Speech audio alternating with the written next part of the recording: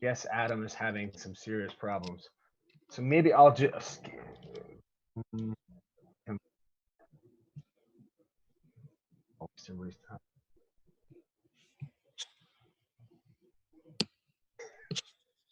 The awkward Zoom, nothing. Oh, there's Adam. Okay. All right. Yeah. Hey, Adam. How's it going? Sorry. All right. So no problem. So we've got everybody here. So just, as I said, probably with everybody, I'm in my house with all my kids and stuff. So there'll probably be interruptions, or who knows what will happen. Actually, I have no idea. So I'm going to do a super brief introduction of the critics. I kind of gave a more formal introduction to the students so they would know who everybody is ahead of time, but I want to respect everybody's time and just, get to the work so that we can get through it, because I know everyone's tired of being on Zoom all the time. So I'm just going to go through here. So I'm going to go down. So I have Carmelia Chang here, who I teach at Woodbury. I'm teaching with for 2 years. She's teaching the first year studio, and she teaches me in the second year studio the last couple of years. Nick Bruscia, who I met at Acadia in 2012 or 2013. He won an award. Does a lot of really interesting digital fabrication work. He's at the University of Buffalo. Michael Young from Cooper Union, who's just returned from the Academy of Rome, American Academy in Rome. I'm really excited to have him. Dwayne McLemore from Mississippi State, former Woodbury University teacher, now in Mississippi. And then Andrew Saunders, who is at University of Pennsylvania, and I showed you that work he's done with the Baroque churches, so it's pretty relative, interesting work. And then Adam Marcus from CCA, who I'm sure you guys are familiar with, the Floating Ecologies Lab. Some of you took Anthony's studio last year, and you guys did some research on his work. So that's everybody, the critics that we have today, which is really wonderful. So I'm just going to share my screen to do an introduction, and then we'll use Concept Board for the work.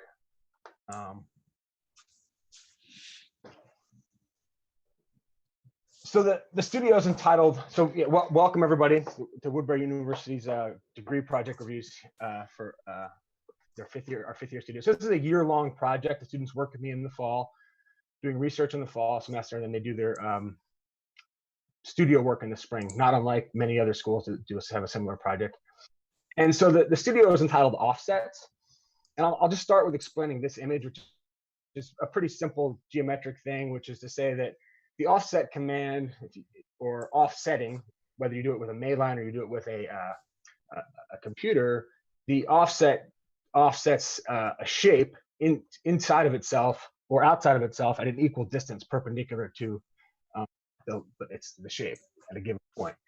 And with a circle, that results obviously in the same circle. In a square, it results in a square. But if you do it with a rectangle, you end up with a different shape. It's proportionally different shape than the one that it's offset from, except if you do it with a kind of proportional offset in which the object is literally scaled along the diagonals. The same goes for an isosceles triangle and an equilateral triangle. So kind of that fundamental idea that even in offsetting, you produce difference. So we wanted to look at that. So I'll kind of, so that's one part of it. But then this other quote from Alberti, which I think is kind of pretty exciting, which is, if, as the philosophers maintain, the city is like some large house, and the house, atria, zisti, dining rooms, porticos, and so on, be considered miniature buildings. And then the Venturi quote, which is, since the inside is different from the outside, the wall, the point of change, becomes an architectural event.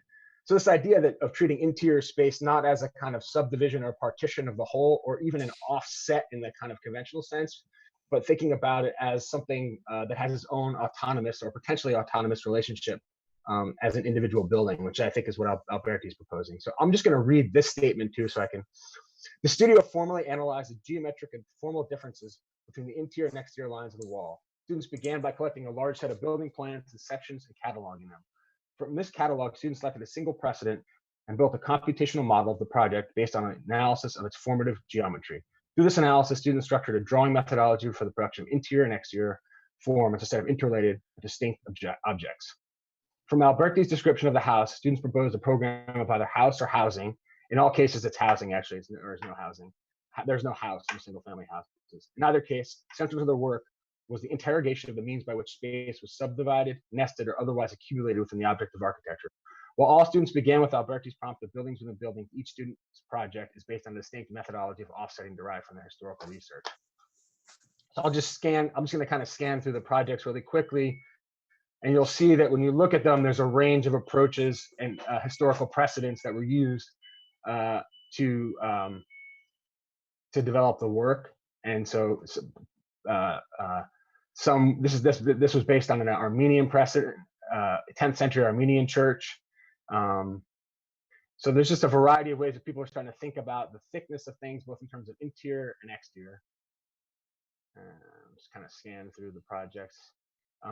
Analogous figures. So this is looking at the relationship of Aachen Cathedral and the accumulation of analogous figures. So figures that are related to one another but are built at different epochs. So this project was looking at the baths of Diocletian and built up an understanding of the complexity in the way in which walls and spaces are repeated. And I'm giving a really short synopsis, but just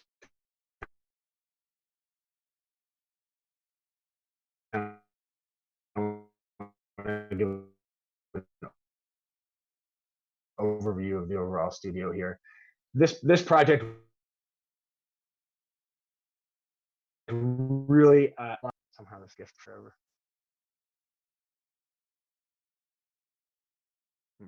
I'll come back to it.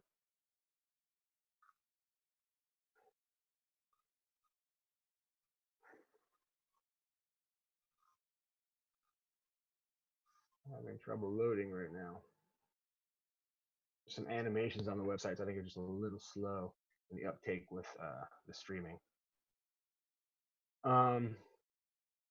Okay, so maybe I'll just skip out of this now and let the students present their work because I'm having trouble sharing.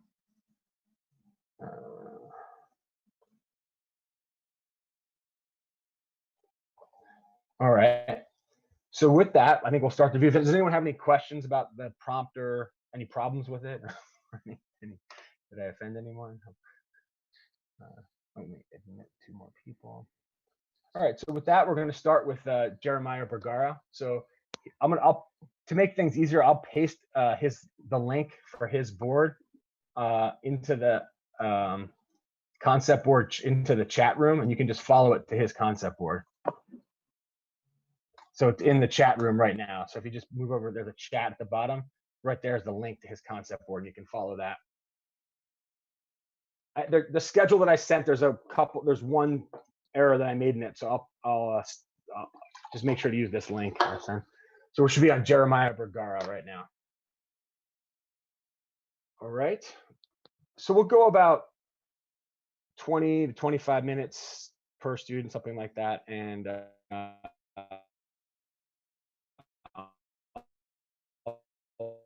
I'm going to do our best to keep us on time so that I can get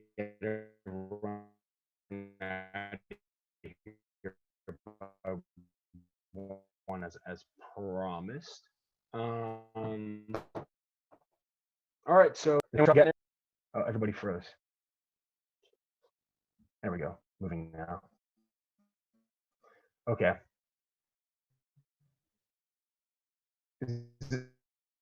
Everybody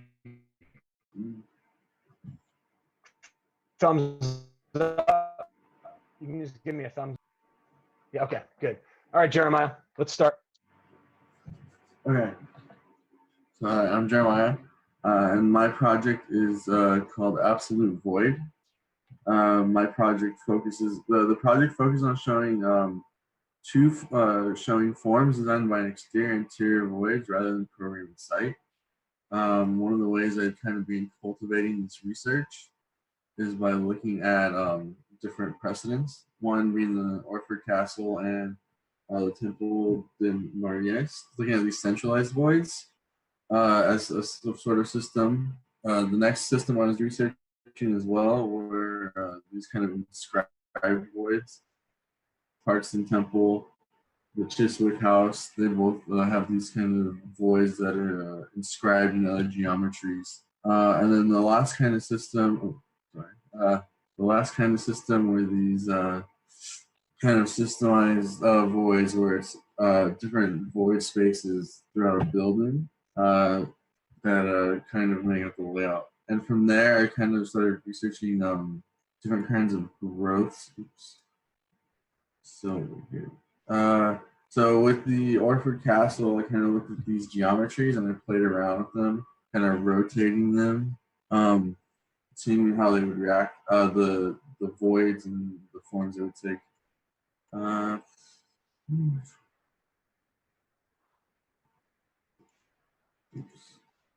From there, I would look at the these kind of branchings of the geometries, like kind of using this kind of systematic growth to like branch out on a central void. And then finally, for the last kind of test, I kind of looked at like these arrays of voids to see how each central void and the existing geometries around them would react in some form of array. From there, we moved on to kind of this formal analysis. You see, I used the Orford Castle again. It was really important, the Orford Castle, because it was drawn by Louis Kahn, and I was trying to figure out what exactly he was trying to research as he's looking at the Orford Castle. And what I kind of found, just by kind of simplifying to like the bare lines, there's this kind of priority of space, of void in the center of these buildings. And you can see him use this in the Zeter library, where there's this kind of centralized void, as well as in the National Assembly of Dhaka, where there's this kind of void program that is inscribed in forms. So from there, I started looking at these kind of interlocking shapes along a void. And kind of the first test I did, it's called the Orford interlock. I took the Orford Castle and kind of drew it into 3 pieces, if you want, as well as a video. So I kind of took these 3 pieces of the castle, and this kind of, in a sense, this test was kind of a failure, but what it did give me was this kind of ring shape that exists within the castle that kind of goes around the void in a really nice and unique way. So what I did is I kind of ran with that, and I moved to this system called the Bastion void, which is an array of voids where the mass kind of weaves around and interlocks with each other. This is 6 different pieces. 6 different pieces that interlock, but they all kind of respect this absolute void. Moving from there, I tried another test with varying voids called the Stronghold of Space. This has a different size voids, and it's doing the same thing that the top is, but in a more intricate grid. And you can kind of see the priority of the voids. You see these different forms. So from there, I kind of looked at a place to kind of grow this site. And so the site that I chose was the Taylor Yards, because it's in the Elysian Valley, an area that is kind of known having this dealing with the urban sprawl, as well as like having this big open space that they plan on using for a green space. But with the absolute void process, I was kind of thinking, I was assuming that we can maximize this kind of space by having this kind of relationship between building and void, where there's green space as well as housing and a public space. So you can see it goes along the river, and these different voids connect one another, but they stay absolute with the mass kind of weaving through the building or through the voids. This kind of idea of having the void be important kind of creates this like archipelago of open space. From there, you can see this is just the test plan of an area. This is an urban project. So I kind of took one chunk of this area and I kind of modeled it, showing that even though the exterior form is very analogous, the interior forms are very different depending on certain types of programs.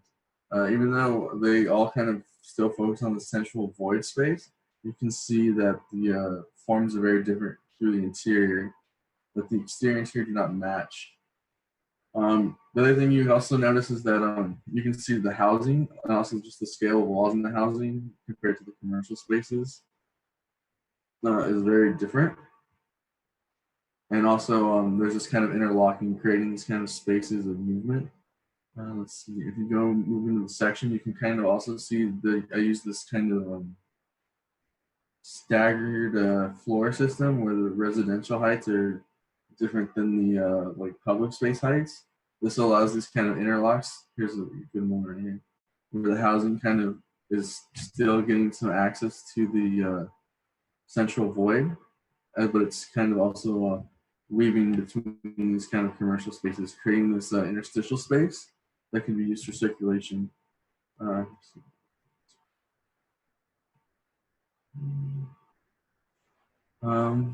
Yeah, and so I kind of created this kind of overall plan is this urban system made to kind of redensify the city, but also kind of respect these open spaces. Something that in current LA is having trouble with is having like heat island effect and access to parks. So this kind of system allows these open spaces to be accessible to different communities.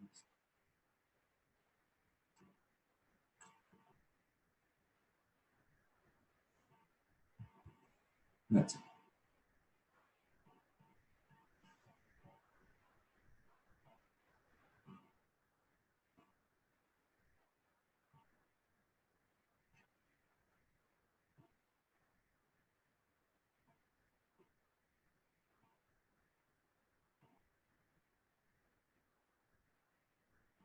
Mark, you're muted. Everyone's muted, so.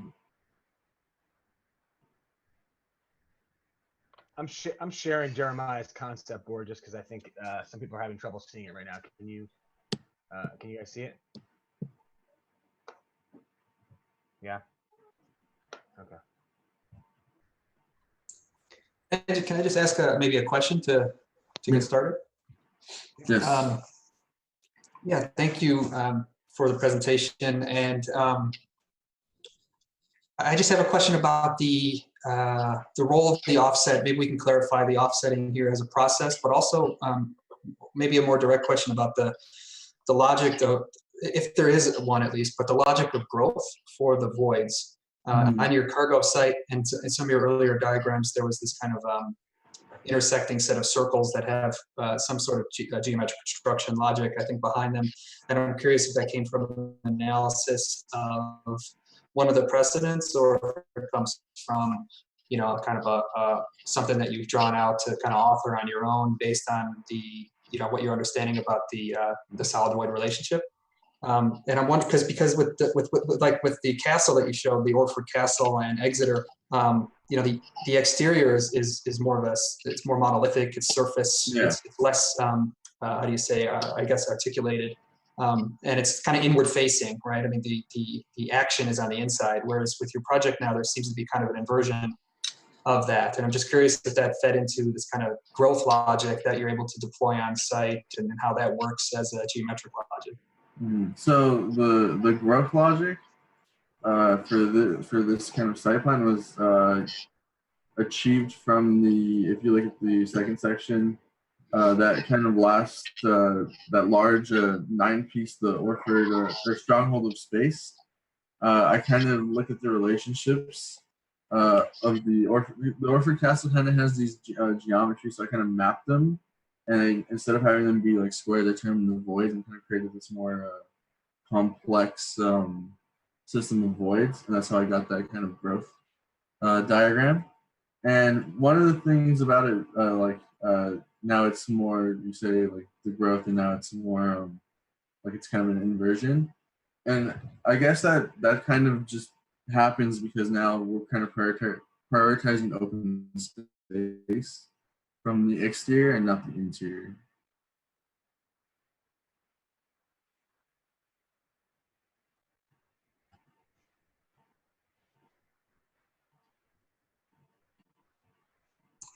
Yeah, thank you. That's helpful. I guess just the follow-up then would be just one more time that as a summary to the absolute void and how that, where exactly does that happen in this new, in your kind of, in the result, I suppose.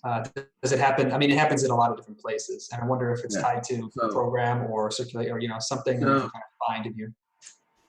So program-wise, for the interiors, you can kind of see, especially on the first floor plan, there's a lot more the commercial areas. There's this kind of center space, and then the geometries kind of connect around it to create other rooms.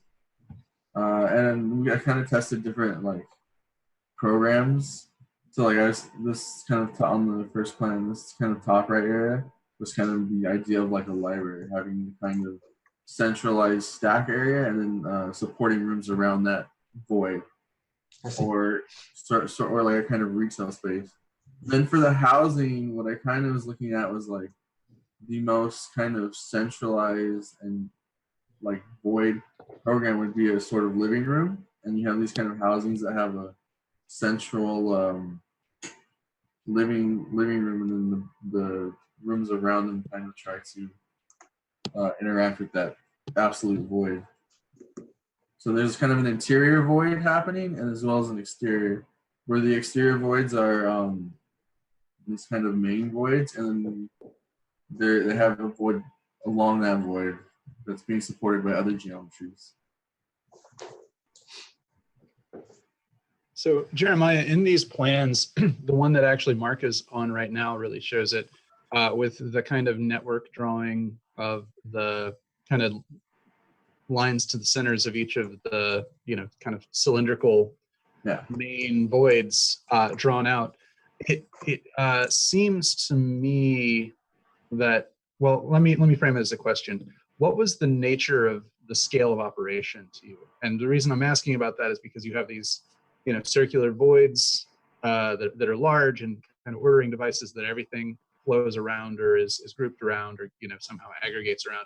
Then you have smaller scales of operation with similar geometries and then similar kind of aggregations. So there's this kind of fractal nature. I hate to use that word, but there's this kind of like multi-scalar, let's say, nature of the way that you're using your operation. So what was the nature of how you thought about this scaling up? So originally, I kind of was thinking of, so I like to work for Castle as kind of an individual void.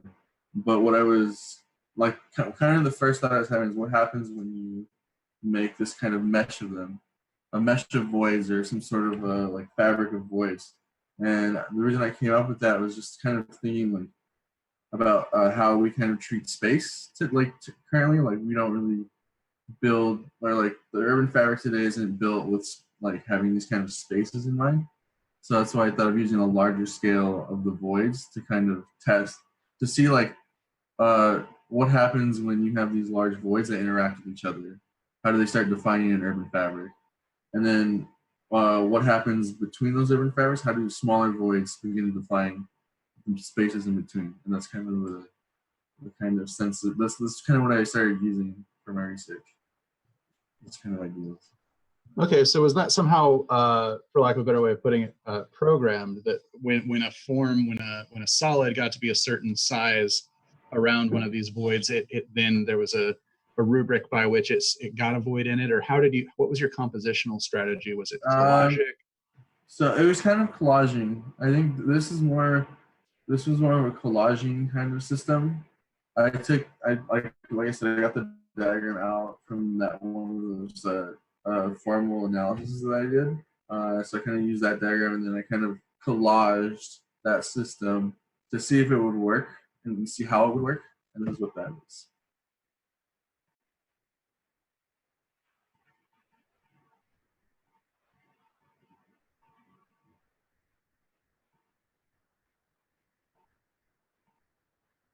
Jeremiah, thanks for the presentation. I think it's a really compelling set of drawings that you walked us through. And, what I'm really interested in is this kind of the struggle, or in a good way, the process of like translating the research to a site in a program, and how you are, like, I think all the students probably are trying to, you know, kind of leverage like your techniques for producing difference to then kind of address a certain set of programmatic constraints and scales. I think like in these later drawings, the close-up plans where we see the housing and the in comparison to the commercial space and so on, I think you're starting to do that fairly well in terms of plan. I think what and it's such a big project that it's like hard to kind of get us in there. Although I appreciate that you've zoomed in at least somewhat. But I think what I'd be interested in thinking about how the ideas from the analysis could push it even further would be really thinking more about also thinking about section. And I know that there are moments where you have these kind of dome volumes and voids at different scales in the houses and in the stair that looks like a big stair. And so you are thinking about that, but for the most part, it does seem very kind of like a plan-driven project right now. And I do appreciate the, like, I can't remember the term you used, but where you're lifting the housing up above to create those pocket voids around them. I think that's a really interesting idea. But I think there's still a lot of material from your research to mine, to bring it, to think about it, like how the building meets the ground. I mean, it's a very interesting site because it's along the river, et cetera. And it's reading very much as this kind of like siteless project still in some of the drawings. And so I think you're well positioned, though. You know, you seem to be in control of these systems, and to think about how the building meets the ground, and also apertures. Like it was interesting to see in some of the section obliques you have like beginnings of punched windows and things like that. And I feel like that's too easy, just to put like punched rectangular windows in the side of this thing. And I feel like your operations of like offsetting and tailoring the poche could create kind of more differential types of openings that come from those types of operations. So I mean, I guess that would be like my kind of main critique would be like, how can this start to punch out more to the exterior of the building and to the ground?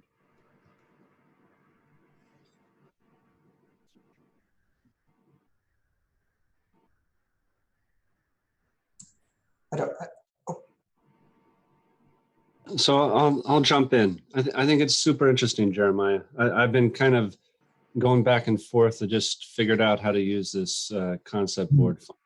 So hopefully I got that straightened out now. I guess the question that I would ask you is how are you using the work in the poche to theorize housing? So is it about the tension between the interior and the exterior? Is it about the surprise that happens when you get a different sort of figured void within the mass?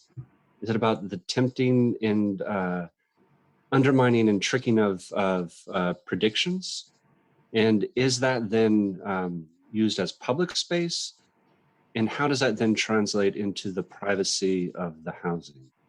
And housing is a tricky one because of corridors. So you can't use the diagrams where everything is linked on facade and you move from space to space to space to space to space, because housing necessarily to have privacy needs to have a corridor that pulls you out of that. And so I don't know if you understand my kind of line of thinking here, is when I zoom into your plans, it seems like the pieces that are huddled around the big circles, the big exterior urban spaces, those end up being really interesting figurations. And I don't know if those are the commercial spaces or otherwise, but as we back into the housing, we get into a more, I don't want to call it normative necessarily, but we get into a different world of more straight offsets and corridors and filling up everything. And I'm just wondering, how does the thesis of the poche allow you to deal with housing in a different manner? What do we hide in the poche is a question. So What is happening with the housing is it kind of does nest between these like larger spaces. So you can see like here's a piece of this housing. It's kind of a net. It's kind of interlocking to that planned space, and just kind of using the crochet. I see you mean with the like offsetting because it's interlocking. It's kind of trying to interlock in a way that is like where it's obvious that it's interlocking. So it kind of matches that wall. But I'm using the crochet and the kind of forms to like also show like there's like this smaller void for that kind of community as well, for this kind of neighborhood, and it kind of also is respecting that void as well.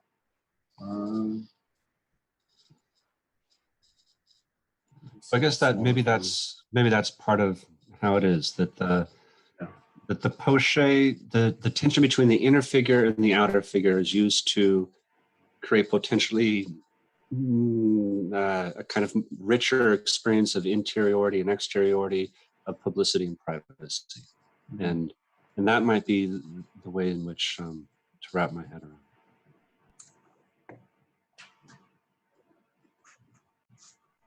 And just as a follow-on comment to that, like this might be surprising, but someone who has actually someone that as you take this interest and this thought process further forward, somebody that actually has a pretty sophisticated relationship between housing and commercial uses, using forms very much influenced by classical architecture, but also with a sophisticated kind of spatial thickening to them. Is actually the earlier work of John Jurdy and Jurdy Partners. They actually had some mixed use projects that had some pretty, that maybe are trying to do what you have ambition to do here in some ways with framing and setting up the relationship, setting up a complex relationship between commercial or public uses and private and domestic uses, and doing so in a pretty savvy way. So it'd be worth, I think the work of Jurdy Partners until 2000, 2005 is worth an interesting look. Any building in specific, or? I'll get back to you on that. I can't think of any off the top. He did so many, and they're also they bleed together. But if you look at the techniques that go through, Lucas says in the chat that Horton Plaza might be good. Horton Plaza, yeah, but it's I don't know if it has any housing in it, but yeah, Horton Plaza is a set of those relationships is it spot on, Lucas. Just I don't want to cut anyone off, but just a quick point to follow up also on Michael's point about interior and exterior is something I've been really very interested in. I've been looking at your bastion of voids diagram, and the idea of the bastion of voids, I think maybe is a way to address some of the things Michael's talking about. Because if you think about what that means, I mean, traditionally the bastion as a form is a kind of an off-putting defensive form from the outside looking in, but from the inside, if you're on the other side of the wall, the bastion forms a kind of a pocket of space, just through its kind of geometry. Mm-hmm. And what you're doing is kind of, by saying that you're kind of making these bastions of voids, you're actually doing the opposite of what the bastion had formerly done in the past.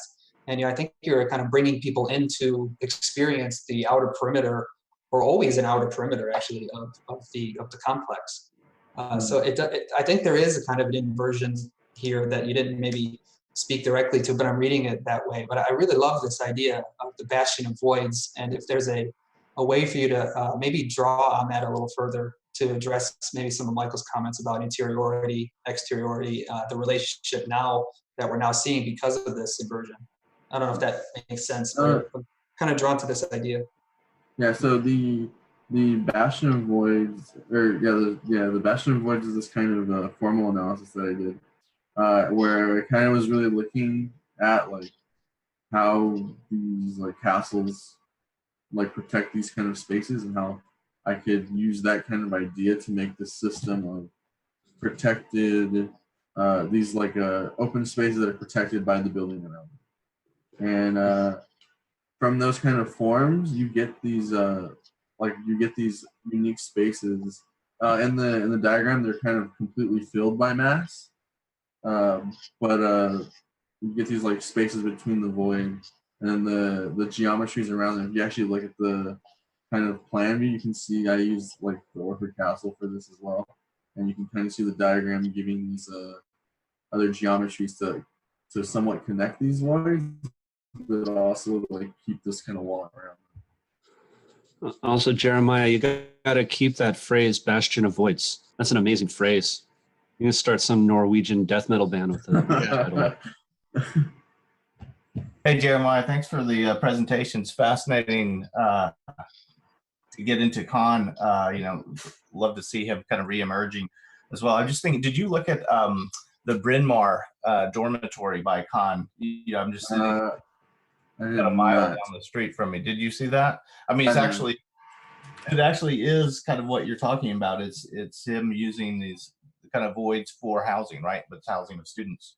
Might be an interesting one for you. But I think what's more radical about your proposal than that is that you have this kind of extreme curiosity with figuration with that sort of poche space, which I think is being alluded to in the Bastion of Voids and some of your earlier projects. It seems that for me, that thickness of that sort of beautiful figuration that you're achieving somehow needs substance to me. And I think that, there's parts in your project where you still kind of maintain that thickness. I love the thickness, but I think it can't just remain sort of poche or black within the project. And I think that that's where, I was working for Peter Eisman on a large project in Spain early in my life. And I remember there was a certain point where the project had gotten so big and we were looking in section, and the client decided to shrink the program, but they didn't want to shrink the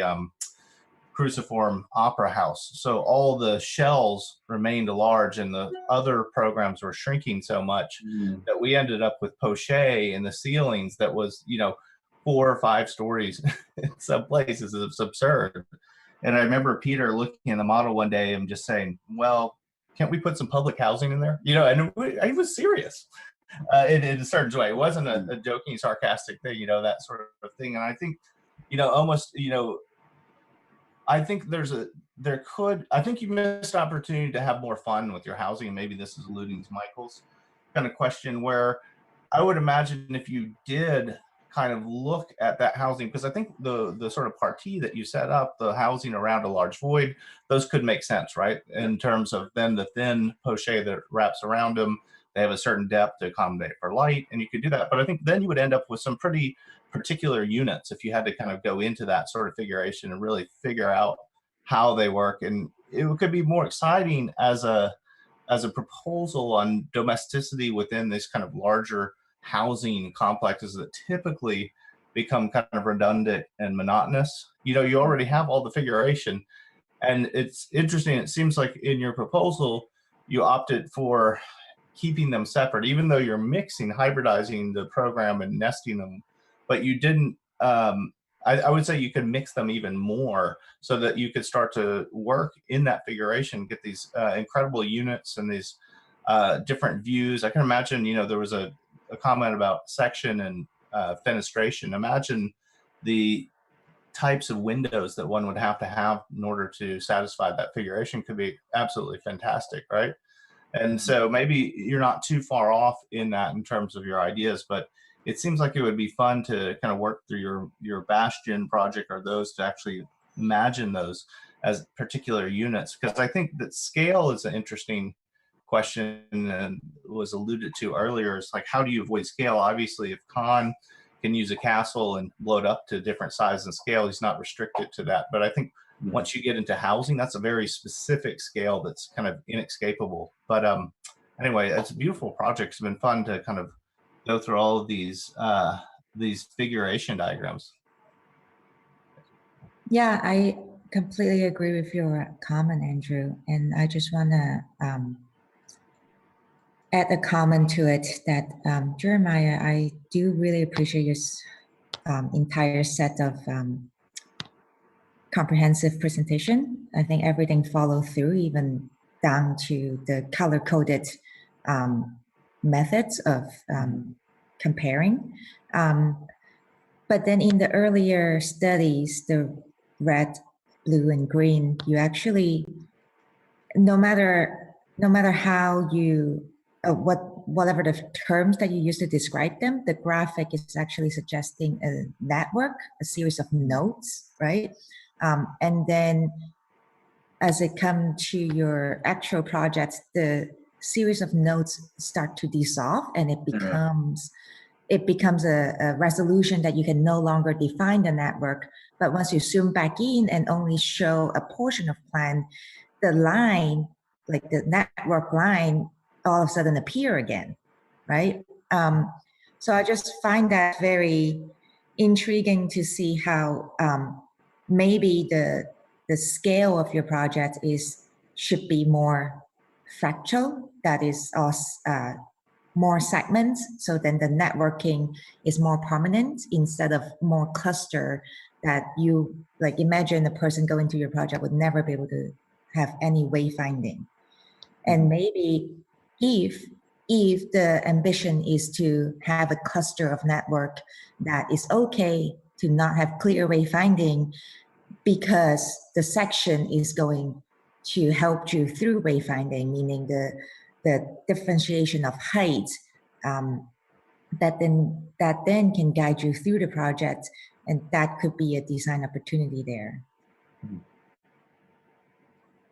All right, so I think we went a little over at Jeremiah, but I think it's always hard to get started. So I think we're gonna have to move on to the next project. But I just want to say, Jeremiah, the thing about your project for me that always fascinated, one of the strongest parts is pretty unique to your project, is that while everyone started looking at a drawing or a precedent, you really looked at the drawing of the precedent and really got into Khan's study of that. And it kind of led you down this path that I think was incredibly productive for your project. So I think that was an incredible moment in the work that happened in the fall, but that you carried through to the spring. And I think you've produced a really incredible set of drawings. So congratulations on a really wonderful job. And it's been a real pleasure working with you. So, all right. We're gonna have to move on though. So the next one we're gonna go to is actually, there's an error in the schedule. And I'm gonna paste the correct link. We're gonna go to Nicholas's board. So I've just pasted the link into Concept Board. So if you can go to that link, that will take you to the right spot. And I do apologize. I made an error in the first schedule that I sent out. But everything else after this will be fine, theoretically.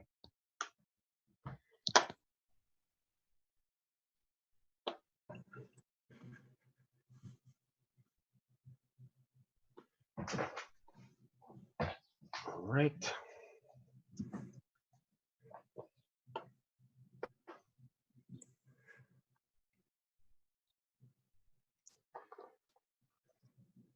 All right. So is everybody pretty much in now? Okay. So we're going to start with Nicholas. Nick, are you ready? Yep. Okay. Mark, I didn't see the link. Oh, it's in the chat. Do you see it? Do you go in the chat room?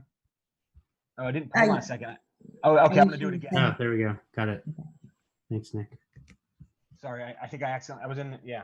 There, I'll post it again. Sorry. Got it. Okay. All right. So, Nick. Okay. Barna, take it. Hello, Nick. And my project's called. Yeah. Don't forget to moderate, so you can. Yeah. Alrighty. Hi. My name's Nick, and my project is Residual Figures. And in centrally planned architecture, the geometric figures of the circle, square, and regular polygon are used to structure idealized form. However, these idealized forms must exist in a city, and with geometric and formal characteristics that are often far from ideal. So as a consequence, these forms live only at the center, with a far more complex and less ordered, ordered forms radiating outward towards the city. The centralized dome of the Church of St. Nicholas in Malostranna, Prague, in 1755 by Christoph Detzenhofer, is an example of whose form is exterior form is contradictory to its interior. The project builds on this formal relationship, but I invert it, pushing the idealized figures to the periphery and centering the architecture in the complex and discordant geometries of intersection, overlap, and merging. The project is no longer about the centralized dome, but instead the residual spaces that are made up of the spatial relationships. This involves an understanding and consideration for all the aspects of the design, and the words inside and out reflect a dichotomy in direct experience where the inside and outside cannot be seen at the same time. So as a result, it produces a center composed of the residual figures from the intersection of architecture and the city. So my president that I was looking at is here, St. Nicholas in Malostranna, Prague. So here's the full plan, and then I zoomed into the central dome area here. And what was most interesting to me was these smaller outside spaces just outside of the dome here. And they're actually not exterior, but they're kind of in between from the centralized dome and the exterior. So I was looking at that, and it was interesting to me to try to, I guess, push smaller, more interesting geometries towards the center. And so that's how I started to create this, the first drawing here in the fall, which is kind of the guide or the transformation through my project. Here is a couple more just of the figures that I was looking at. I was looking at some Michael Graves, but then I ended up on the Malostranna there. So then in the next section over here, B, I was working from this drawing. I was more 2D. So as I came in here, I started to try to look at it more formally as the exterior form. And so I started to draw these spatial relationships here. And I started to look at it in section and plan. So again, trying to pull away from this 2D, I started to look at the exterior form and these iterations down here. So I was just kind of a form finding process here.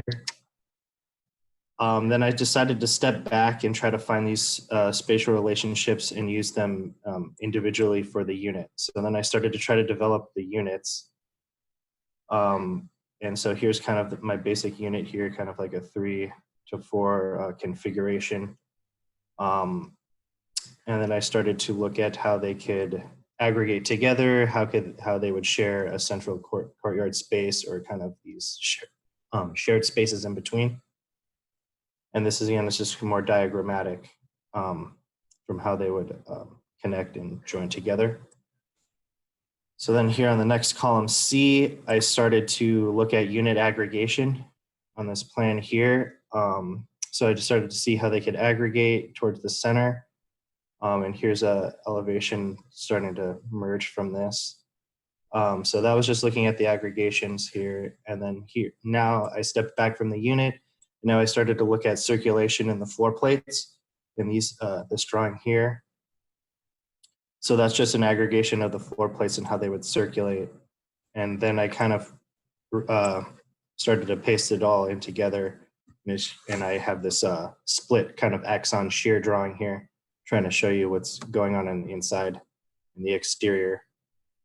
And then here I have plan of the second floor with another elevation. So that's the housing units. I have housing units and music rehearsal space. So the music rehearsal space is on the bottom floor. I didn't want to mix music rehearsal spaces and housing on the same level. So I put all the music on the bottom and the housing all above it. And here we go again. Here is another elevation. And then this is kind of, the drawing next to it is just kind of a potential diagram of how I was trying to look at the individual units and floor plates. So then in the column D here, I have some more elevations.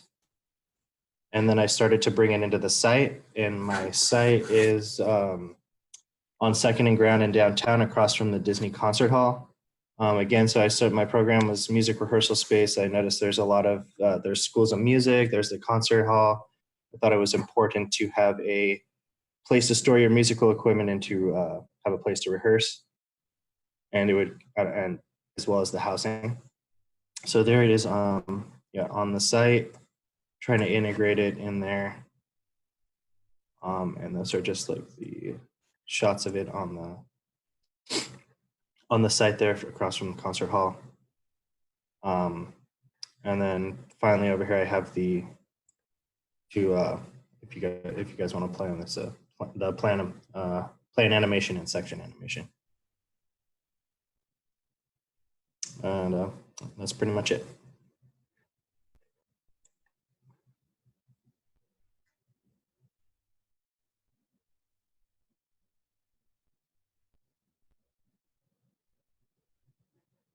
Yeah, the one downside that concept board is when he plays the animation, it doesn't run, so you have to actually click it yourself if you want to see it. Did not do it. Is it God?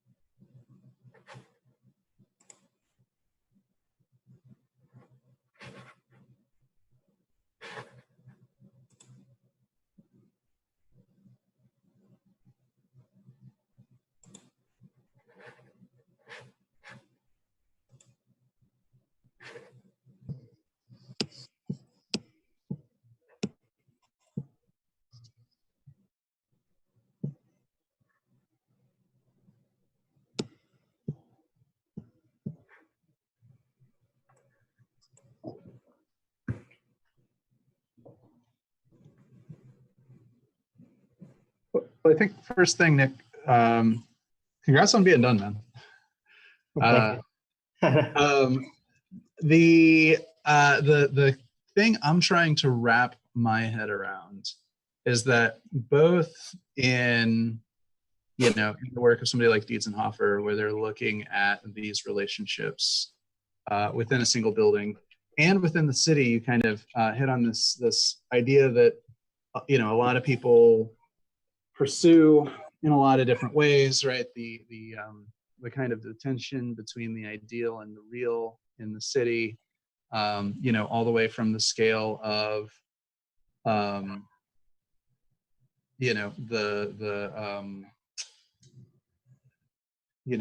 mid-century urban city planners trying to do the new towns and things like that, and Le Corbusier's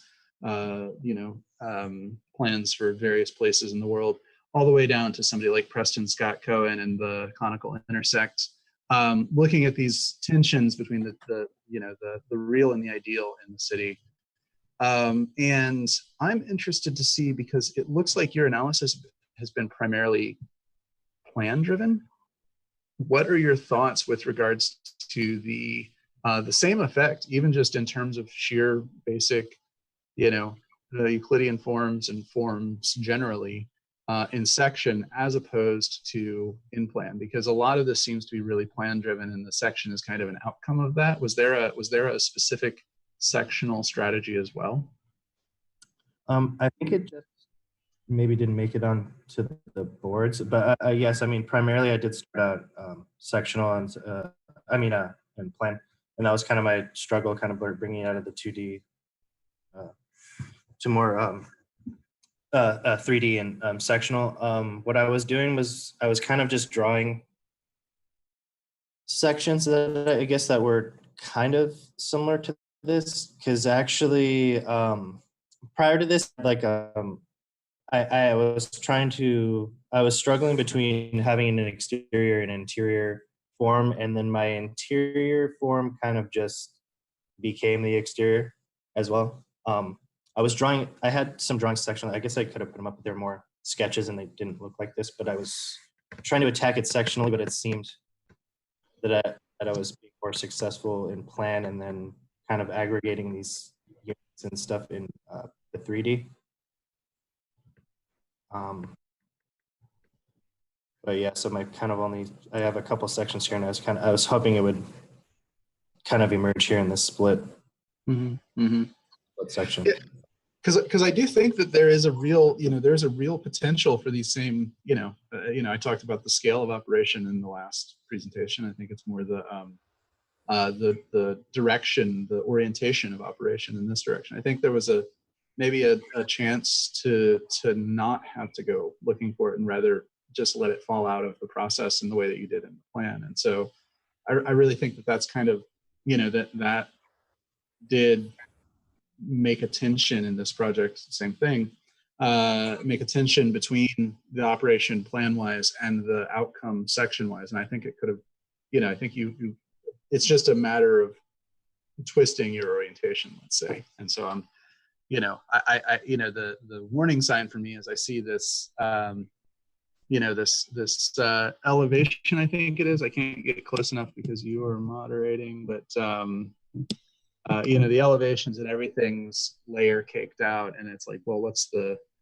it doesn't really reveal itself to have that same internal tension between the figure and the ground, so shall we say, or the figure and the figure in elevation or section as it does in plan. Actually, I think for me, it's more of a question for you. What is the scale? Because looking at your elevation, it seems like every single blue dot, a unit itself, right? In elevation and also in one of the plan, second floor plan, I believe you're suggesting that each dots that we're seeing in elevation or small volume are either one or two units that are co-joined together. And then you purposely left out the second half of your project to be purely circulation or just floor plate, acting as a non-program informal outdoor area. So I'm very curious as to like what scale are we looking at and what is that open space that is being programmed for? The units range from like 1,100 square feet to it's like 725, 900, 1,100 square feet for the units. I think the height it's about 150 feet tall. It kind of fits on that lot. I don't know if you're familiar with the lot across the Disney concert hall. I think it's about 100 feet or something. So what is the rest of the space on the second floor on the left-hand side? Over here? Yeah. That's mainly circulation space, and I was kind of reserving that kind of, I guess, for parking. The cores of the building had to circulate vertically, and then I was hoping from that side you could park, and then you could circulate vertically from that side. And then other program would be placed in there. It's not showing. I'm not showing it on that floor, but like at like the common areas, the offices, just the place, the administration areas would kind of be towards that left side, and then you could have your, I guess, more privacy or just housing there towards the right.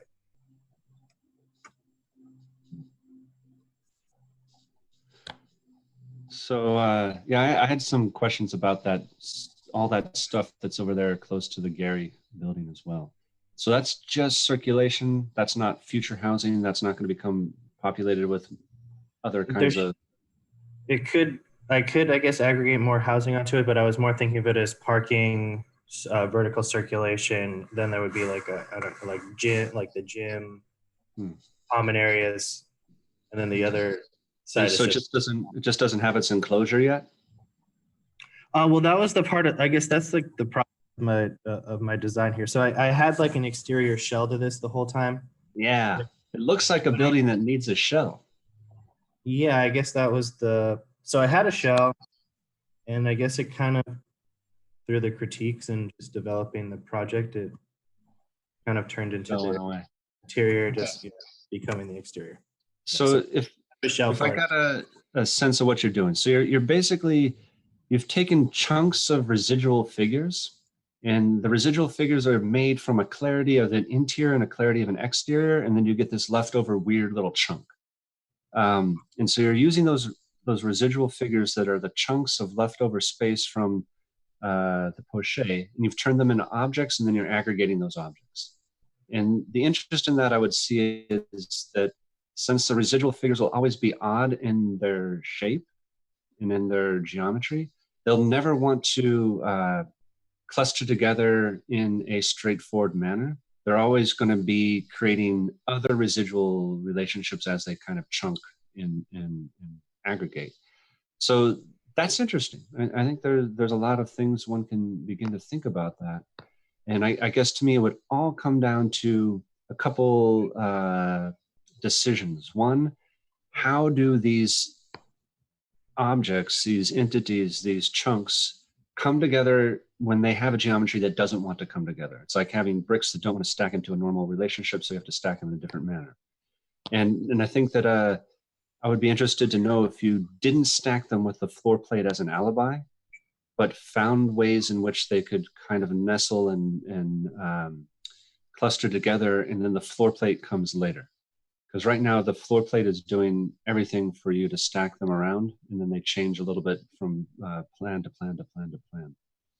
And then the other thing is whether or not those residual spaces that are now made between the residual figures begin to gain some kind of clarity between figure to figure if there is no shell. If there's a shell, then you can have it all be played off to whatever that enclosure is. It becomes closer to the Gehry building in a way.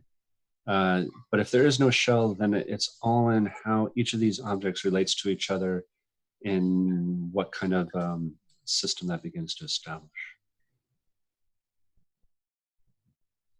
Yeah, I think maybe building upon Michael's comments, it seems to me like there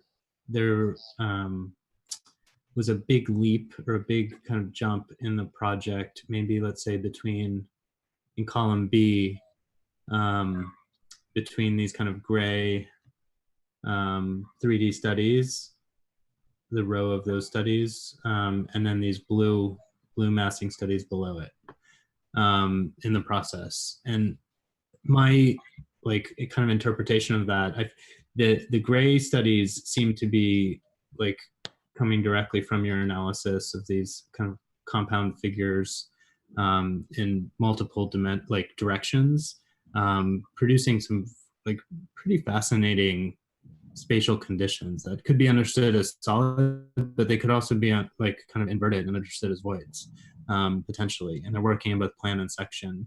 And it seems like then you kind of move to these blue, much more of a kind of cellular repetitive logic, which I suspect came from the kind of thinking about housing and units, like using that word units.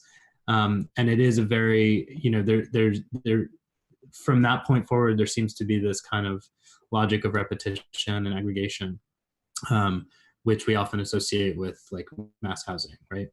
I think that some of the work from this earlier phase could be really interesting as a way to kind of address what Michael's saying about like the floor plates coming later, instead of like creating the blue modules, or I don't know, they look to me like I like to think of them as dumplings, and don't take that as a criticism. But these like blue dumplings that are sitting on a tray on the plate, but rather that they're these like complex knots and twisted spaces that then become inhabited.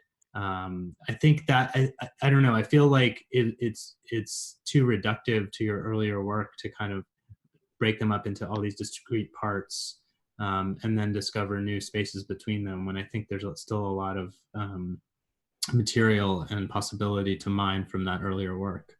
And I also think I'm fairly familiar with this site, and I wonder, I think I have a lot of questions about just the siting of it urbanistically. I don't know if we want to go into that conversation, or if you guys would prefer to just kind of focus on the process, but I have thoughts there too. I think it's a free discussion, Adam. You can take it where you want. Yeah. Yeah, I was looking at the plans. Let's see if I can drive here. thought the plans, sorry, the unit plans, fighting, the first ones, yeah, these. Those, yeah, those ones down there with the threes together. I thought those are pretty exciting that you're able to get the figuration on the exterior and on the interior at the same time. You know, I thought that those were really well accomplished. I think it becomes something, you know, for me, I was looking at, I don't know if you've been to Rome, but if you go to Rome, there's a kind of a piazza right outside of this church, San Ignatius, which see who it was done. Check real fast. By Filippo Ragazzini, which is an Italian architect. But anyway, in this piazza, he uses these ellipses or ovals to kind of cut out spaces around the corner, and it's really fascinating. There's beautiful parts where you can kind of go in and look up, and you're captured. And it's a very small set of buildings, just like you were doing. So it's very similar in the sense where you get this kind of residual spaces, but also the pieces are very small in scale as well, and it works pretty well. And I was thinking in relationship to that and the site being by the Gary Disney Hall, which I think the Gary project is really fascinating for the way it works in a similar way with the exterior, right? Where you walk around and it starts to make little smaller micro kind of piazzas around it with its kind of convex and concave curvature as well. And it seemed to be, you know, oddly contextual in the sense that you're working in that same manner. I agree.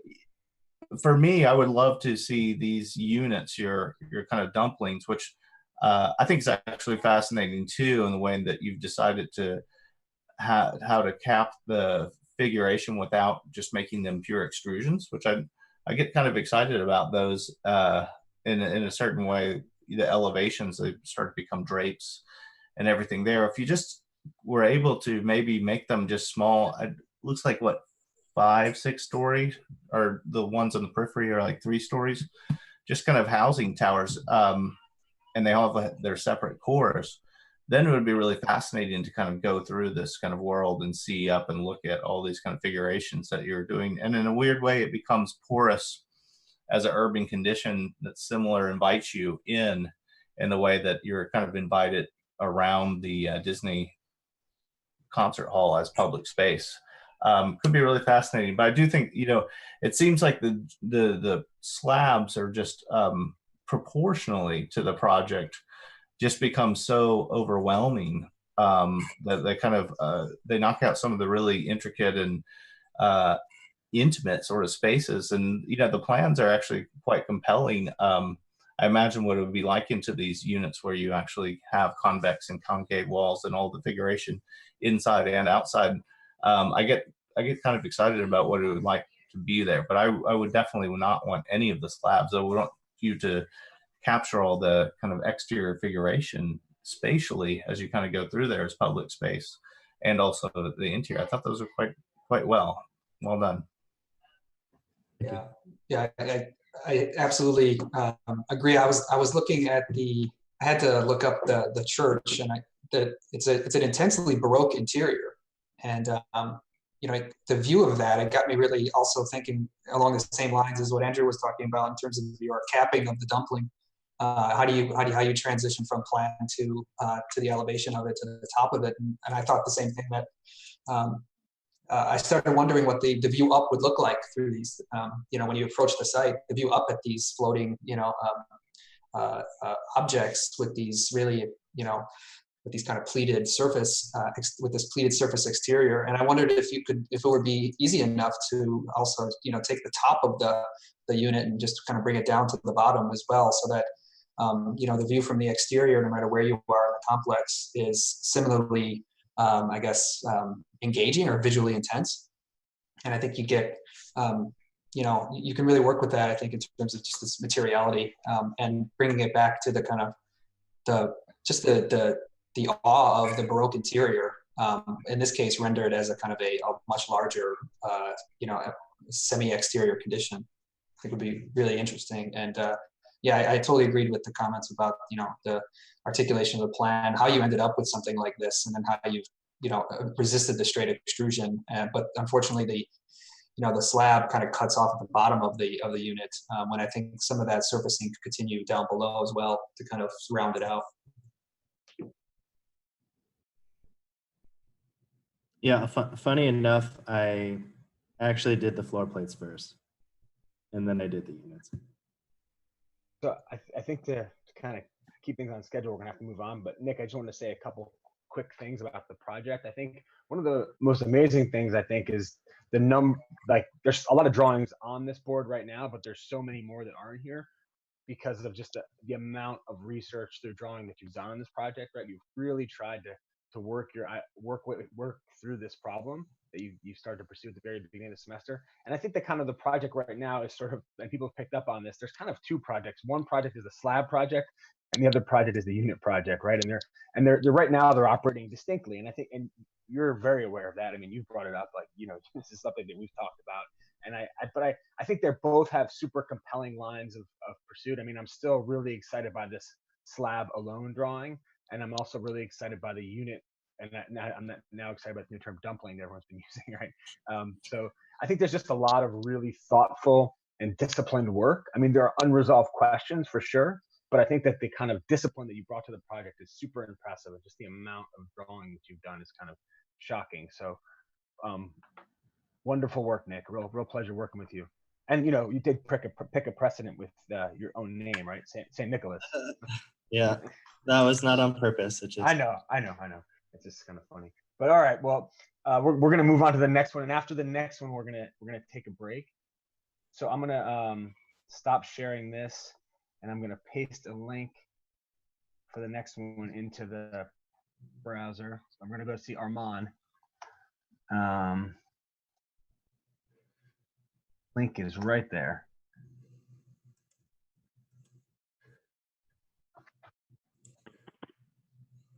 You all set, Armand? Hey, you can hear me, right? Yep. All right. Give everybody just a second to get there.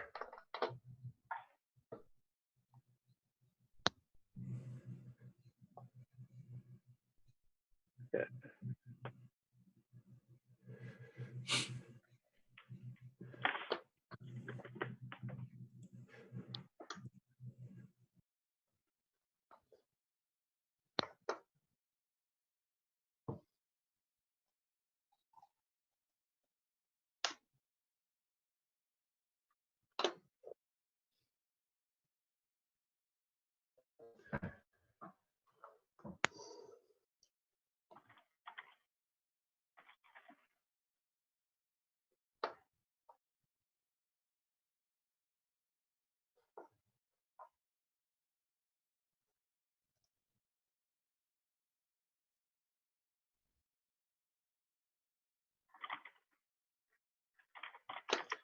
Okay, is everyone there? Good. All right, looks like I can see everybody. Okay, so Armand, why don't you go ahead and start presenting? Okay, hi, my name is Armand Nasri. So the title of my project is Deprogramming Domesticity, the Stack. So we understand that housing is perhaps the form of architecture that has the most ability to change the lives of its inhabitants, the most influence. So the modern project of housing has always been based around the unit, which is then aggregated and modified in various ways. So my project kind of began with the idea that these ideas tend to only serve one form of living, one that is potentially wasteful or potentially atomizing. So I think BIM technology has only kind of furthered this characteristic. So how could formal ideas change the way we live? That was a question that I began with. Perhaps we could leave behind the idea of strict programming in order to imagine a new form of housing. And there was an idea of an architecture that served form and space before program and allowed internal customization from inhabitants. So let me, where's my, sorry, my mouse had an error. So the project, like everyone else, began with looking at a series of precedents, and I organized them here into two categories: religious buildings and domestic buildings. So most of these are located in Iran, and most of them are Islamic architecture, or all of the religious projects. They're all religious buildings, Islamic religious buildings. And the residential elements are all vernacular courthouses. I think 3 of them are located in Iran, the other 2 are located in Turkmenistan. So the 3 things that I extracted from looking at these precedents, the first is if we zoom in and look at this one, for example, this relationship between centrally planned elements that are typically used as these centrally planned elements and grids, which are used as prayer halls.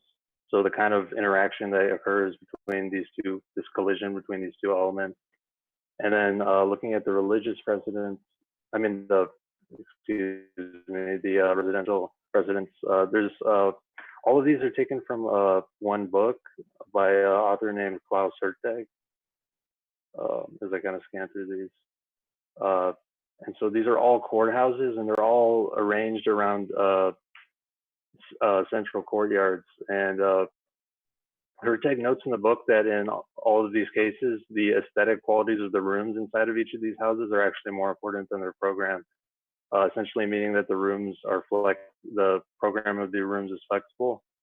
So many of these houses are located in extremely hot desert climates. So Herteg kind of explains that the rooms are essentially kind of unprogrammed, and they allow the inhabitants to kind of change the area of the house they occupy as the sun moves, and certain parts of the house are cooler. And I would say, so the main kind of concept derived from the precedents in general was looking at,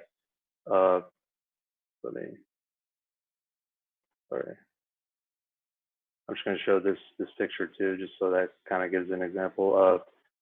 There's looking at architecture, Iranian Islamic architecture, and vernacular architecture. There's this idea of, there's this sort of proto-parametric urbanism that was created, and these buildings are created by axial confluences between city structure and Mecca, and instead of trying to hide these differences, they're embraced. And so, as you can see in this sort of main precedent I looked at, you have this prayer hall pointing to Mecca, and it kind of creates this extremely irregular architecture that has these kind of irregular lines, like changing thickness. So as I began the project, I started to create, using the base unit of this central plan from this plan, I used different axes. So instead of Mecca, because my site is located on a building called the Los Angeles World Trade Center, which is in downtown LA across from the Westin Bonaventure Hotel. So I chose the new program for the central planned elements to be a financial trading center for that, like a new financial trading center for Los Angeles. So these central plans would be kind of formed from axes that were directed toward other stock exchanges. So throughout the project, there would be 4 of these, and they'd be categorized into 4 divisions: North America, Europe, Asia, and China. So if you look at these drawings here, for example, this is like the China example. So there's 3 axes that kind of point toward all of them kind of point toward the same area, and then I use those axes as the generator to kind of create the rotations that created these series of forms, which are then stacked on top of each other to create a tower. And so, yeah, this is a chunk of the building that I'm drew here in a series of axonometrics, looking at the top here and the worm's eye on the top here. So if you can see here, this is the first layer of the project, the first floor, on these two. And due to the rectangular nature of the site and this was set up as a grid that kind of became this column fields grid. So that was the initial layer, the initial floor. The second floor, as you can see here, the axes are determined by how the centrally planned elements in the building interact with each other. To explain this, I might have to go over here. So you can see those axes are created, whereas in the first floor, they're determined by the site. Here, they're determined by the way these interact with each other. So that is a generator for which that plan is generated. So the idea behind the first plan, I was thinking it's kind of a public space, possibly retail. As you can see, the columns kind of turn into these little rooms, which could function as shops. And then the second level, as these towers, as I explained before, are for offices. So these kind of plan elements that are created are kind of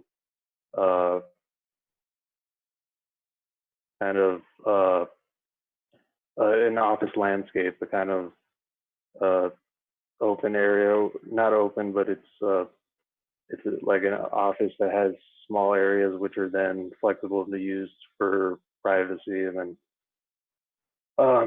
then so for housing, the idea behind the housing was that it's formed based on the site. It's formed as a grid. So each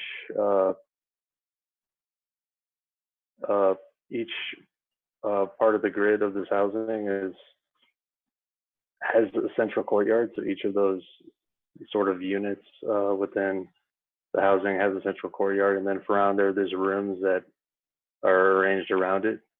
And then for each of these, each 3x3 square, there's a multi-sided element, and then so that becomes the axis from which the square elements rotate around.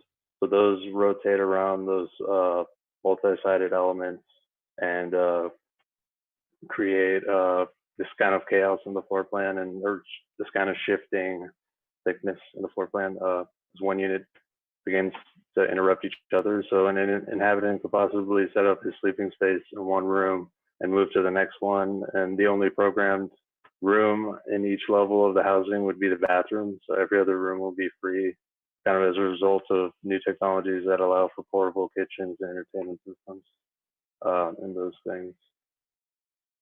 So just to kind of move out here.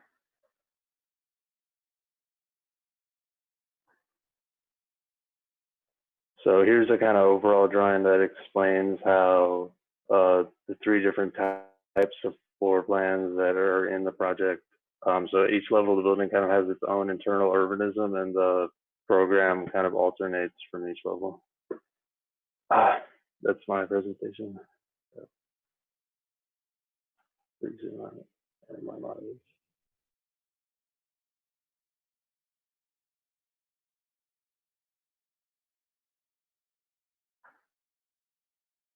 Armand, did you say what the larger nodal kinds of spaces are, and I just missed it?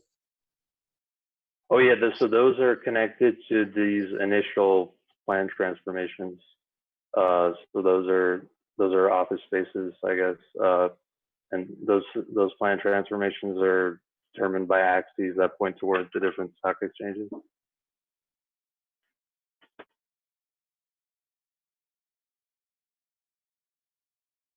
I think that itself, there's obviously more of a formal discussion to be had here, but I think the kind of puckishness of making a commentary by using the directions, the ordinate directions to stock exchanges in the same way that Islam uses the orientation to Mecca, I think is some interesting kind of social commentary, some kind of economic commentary. So I'm really entertained by that. And I'm also entertained by, and we'll get back to the formal conversation in a second, but I'm also entertained by the fact that plays into something that at the as it unfolds, some of these drawings are really starting to evoke John Soane's plans for the Bank of England. And so I think that there's this kind of there's this resonance with, a complete. It's interesting that you've taken those two things and counterbalance them against each other, and it winds up something that maybe, it resonates with something that was almost, without the housing, a similar kind of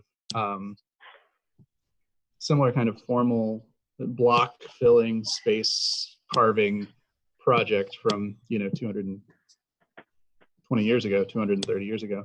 So I think it's a really it's a kind of on the level of social commentary. It's kind of hilarious and entertaining to me, and I'm really interested in the formal outcome of that. But I'll let other people talk. There's a couple other references I'm seeing in it as well. One is OMA's project for Agadir, the Agadir Convention Center. I don't know if you're familiar with that, Armand, but it has several different plan logics that kind of spill out, and once you go to the next floor, it's a completely different kind of plan logic. You go to the next floor, it's a different plan logic. And then the other weird thing about it too is Arkazoom's No Stop City, but because No Stop City is essentially infrastructure, bathrooms and elevators and mechanical systems, and then anybody does whatever the hell they want to in it. But it's as if you taught, or as if Arkazoom decided that it would be fun to do No Stop City with Poche, and then scramble those figures in like as has been said about the John Soane, the nested figures within a rigid frame. So there's a number of like just fascinating things spilling through this. The one thing that I'm trying to sort out, and I'm not sure which representation is going to do it best for me, is there ever any, or what are the relationships as we move floor to floor? Because it does look like those larger nodal things either come from above and drop through, or come from below and push up. And those seem to also be pretty exciting moments where the different floor plan logics would intersect with each other. Can you sort me out on that, Armand? Yeah, if you can see where I'm pointing my mouse here, you see the stairway here. Yeah. So yeah, in plan, those all the objects that are sort of they're multi-sided polygons. Those become kind of the stairs that elevate to the next level. So you can kind of see here how they move up to the next level. And those are the only that's the only circulation I've put in. And then also these elements that are tall here, those are the elevators. Mm-hmm. So for example, this plan is the level below the housing. Mm-hmm. So if you, it's kind of designed in a way to be super disorienting and super, so that to get to your room, you would have to kind of walk this kind of ridiculous pathway. It was just kind of a polemic thing, just to kind of position against the idea of making it super easy to get to your unit, maybe in a typical housing, to make it as difficult as possible, as kind of strange pathway to get to your unit.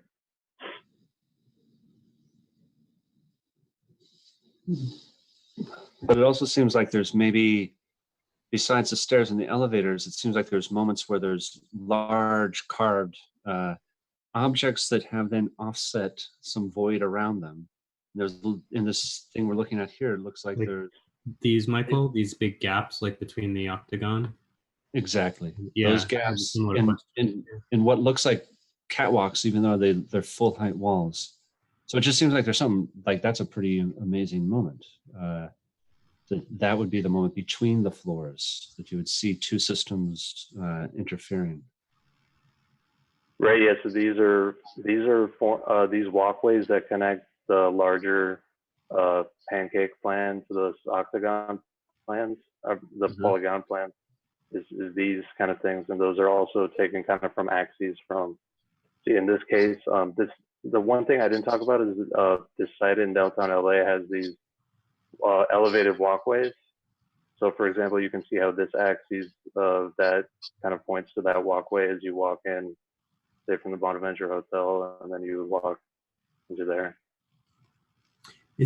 And maybe you said this, Armand, but the octagons, for lack of a better word, are those programmatically different than the rest of the plan?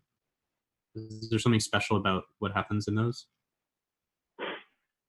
I didn't fully resolve that, but I thought it would maybe be, if this was the financial trading center, maybe that's the main pit area where they get the main news or something, and then the rest is just administrative or something. There was a kind of vague idea about that, but it wasn't fully thought through. Yeah. But these plans that have kind of form the central elements, they're all kind of designed in a way to optimize office. Not optimize office, but they sort of could be used as an office in some way. I think it's a really compelling project, and I really appreciate like you're framing it in a kind of polemical way, through various aspects of it, from the kind of contextualism at multiple scales through the geometry, but also like trying to articulate a critique of like BIM, which reinforces these kind of repetitive paradigms in housing. And I see, I also thought of the Agadir project right away because of these big octagon figures in the middle, and the stratified nature of it. But also, it has elements of just like deconstructivism, almost like in these gestures pointing towards different contextual landmarks and so on. So I think there's a lot to unpack in the project, which is really thought-provoking. I think it seems like you're still working on the long section down below.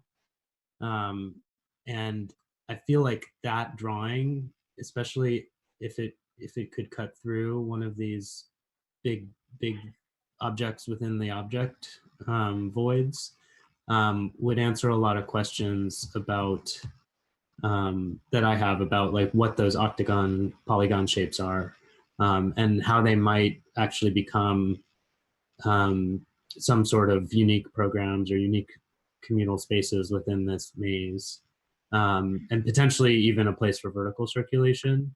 And I think I also had I feel like you should do a drawing showing this connected, because I think one of these skyways does connect to the Bonaventure, showing it connecting to that building, because I think that the Portman atrium in the Bonaventure you could kind of borrow from that in terms of thinking about your octagon within the mass, right? Like there's that giant cylinder in the middle of the atrium, and that space has a lot of the qualities that I think you're trying to produce, of like disorientation and so on.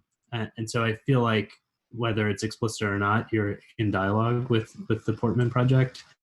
And it would be interesting to do a drawing showing your project doing that. But yeah, I think, the cutaway drawings are really beautiful. And I think the long section, what I'd be interested in is how, although I understand the desire to stratify the floor plans programmatically, how there might be moments where that stratification is subverted in some way, that there are connections or punctures or something. And I think that's happening. It's just not totally clear yet to me. Yeah, fascinating project, very well accomplished. There's so much richness in all of this. One thing I'm noticing throughout the kind of projects is a kind of a resistance to show perspectival views, right? There's a very kind of disciplinary approach to orthogonal views, and the worm's eye, right? The Swazi drawings. And I'm just looking at the Swazi drawing right now of this unbelievable ceiling plan, right? And so Swazi, why does he he create the kind of worm's eye axon, right? He's kind of the inventor of that. The reason that he was a structural engineer, French structural engineer, and his first excavations were in Rome, where he was doing the baths of Calcara, and he was obsessed with this idea of vaulting, and he wanted to show the interior. So if you look at Swazi, right, it's always the interior and wants to show you the vaults, and then he cuts through the pier so you can see all the weight coming down and see how those are working structurally. And then all the way to, let's say, in his 2 volumes of history, right, that were very influential on Kahn and others, where he only shows you the entire architectural history through the vaults, right, through the interior. There's never any idea of exterior. And I find that fascinating. You know, your project not only representationally kind of ties into that, but this ceiling plan is absolutely incredible. And I guess, is this the office space I'm looking at? The one that has sort of the stalagmites? Yeah, that would correspond to this plan. Yeah, I think that there's something nice that kind of transcends all of those precedents that have been spoken to, because all of those are really plan driven. And I think this was a plan driven project, but it's this level I think really works for me, where I don't think that's a plan driven logic. And I think what you have is this incredible terrain of ceilingscape that, even though it's non-programmed, it seems that you would be able to curate different spaces within that, the clustering of the walls and plan, but also the ceiling seems to, you know, at certain points you pick up axes on the ceiling that could guide you through. At other points there are those kind of large voids, I think that Michael Young was talking to, these kind of chasms that would be much more acoustically louder spaces, bigger, maybe more public spaces. Then there's more intimate spaces. I'm just kind of lost in that incredible interior that you've created. And for me, that has a lot of the kind of Swazi qualities, where it resists any idea or knowledge of an exterior. It's just this complete interior, which I think is part of the intention of the entire offset studio, right? Is that you're making all architecture from interiors, right? There are no exteriors.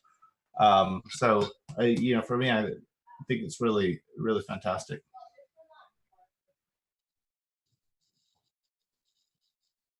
Yeah, that ceiling's wild. Like it's like Muqarnas. It's like the Islamic ceiling articulation, but done at a scale of the entire building. Yeah, I was thinking that I was also drawn to this image, and I wasn't thinking Swazi at all. That's a really interesting reference there. I was thinking more on the how you've gone from something really super rational and ended up with something like this, and the process that got you here produced this, you know, the digitally modeling process ended up with these kind of really beautiful and interesting glitches in different parts of the drawings that in some cases render themselves out as kind of a mistake in line work, but in other cases render themselves out in these really unexpected forms.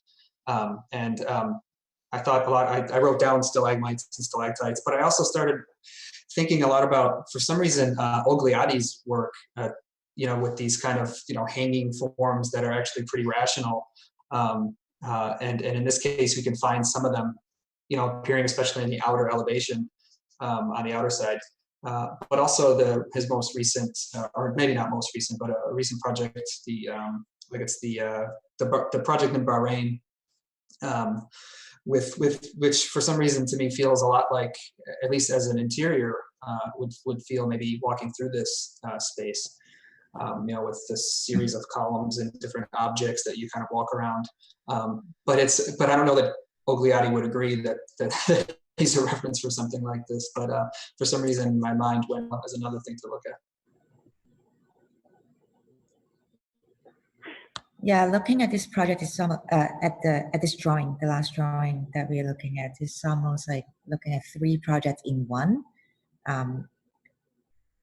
But knowing that we're showing 3 different floors and somehow they stack up and have a vertical relationship, which is a little bit unclear, but I think it is trying to demonstrate in this drawing particularly.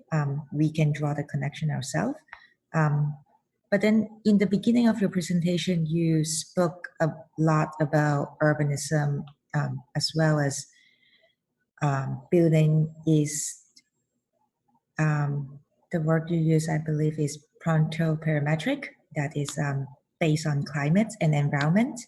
And I do see the intelligence in your partial plans as well as the Schwarzy drawings that the intelligence is embedded in it. But can you speak about that? How does your project respond to your own premise that you set in the beginning?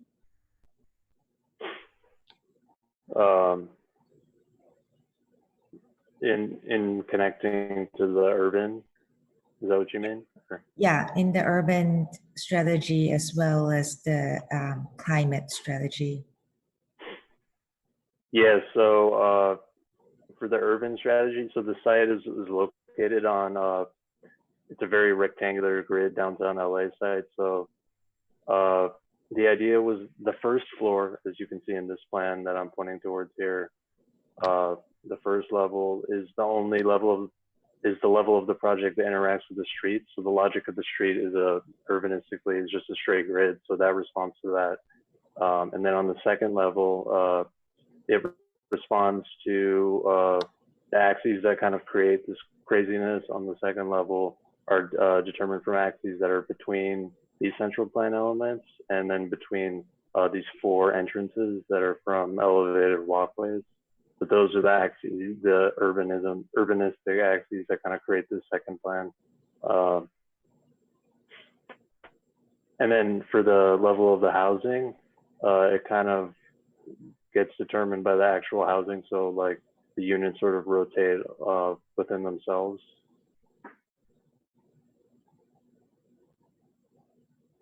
Okay, so unfortunately, Armand, we're gonna have to move on now. But I mean, I want to just say one thing. I think for me, the thing that's most amazing about the project is you would spend like a week or 2 weeks on a grasshopper definition for an object that would become a tower that you would then 3D print as a solid and say, you know what, actually that's going to be a void in the project, right? So you have this incredible relationship, I think, throughout thinking about what's solid, what's void, and thinking about voids as objects and inverting that relationship throughout the project. And I think that really comes through in your ceiling and also in the overall way of the project. And I also, in your certain reticence about doing certain kinds of things, like for instance, you know, I said draw a section, and you're like, well, I don't want to draw a section, I want to draw an elevation because I really want to reinforce the stacking.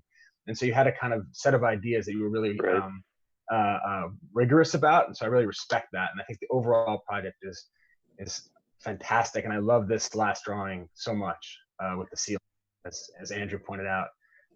It's really phenomenal. So congratulations on a great project. Pleasure to work with you on this. So good job. Thanks, Mark.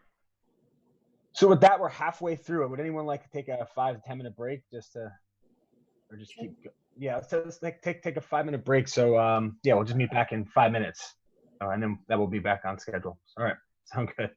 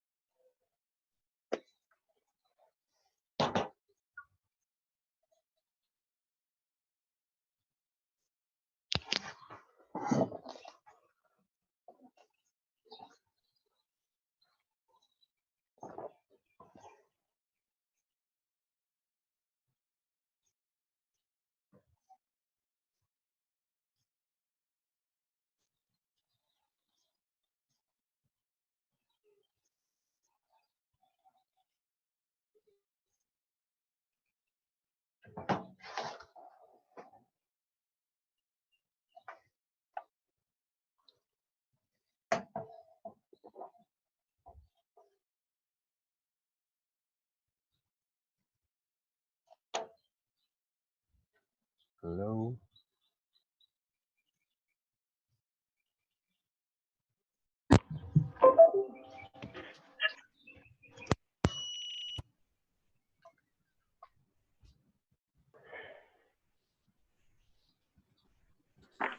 Hello. Hello, everyone. Hey. Sorry I couldn't provide coffee today. Bad joke.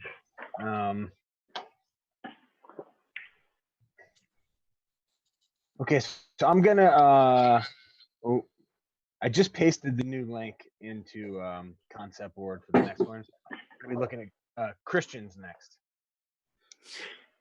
Hey, everybody. Just we'll give everybody a second to get there, Christian, before you get. No problem. You're muted.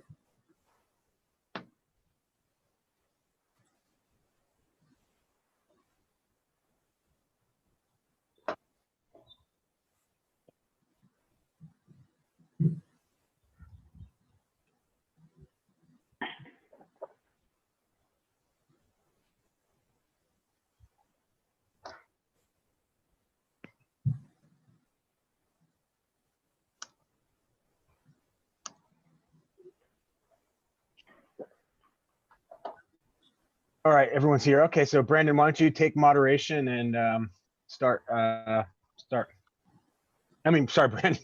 Christian. That's what I figured you meant. Can everybody hear me all right? I was talking to Brandon because he's doing the live stream. I just. Fantastic. All right. So,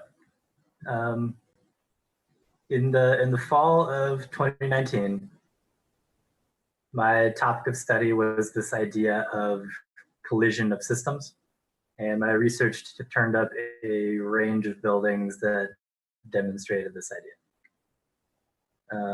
I chose the Abbey of Saint Denis as a case study that would be the most helpful in this pursuit. We see in the Abbey of Saint Denis two styles kind of colliding with the rectangular transept to bring about this unique condition. The western dome appears to be informally appended onto the western transept of the cathedral. This intersection is the collision of unlike systems, one Romanesque, the other Gothic. The Abbey of Saint Denis uses wall thicknesses as two systems collide to modulate between these two unlike systems. It sacrifices space in the name of maintaining a strict definition of both Gothic and Romanesque vaulting. And by privileging these vaults, the rest of the form changes accordingly and takes on aspects of both.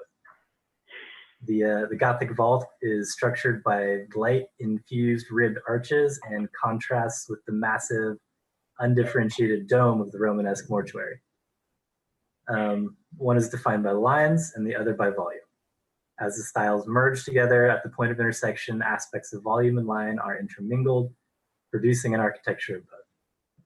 This project deploys the formal techniques uncovered in this analysis of the Abbey of Saint Denis to structure a project whose form is defined by competing logics of volume and line.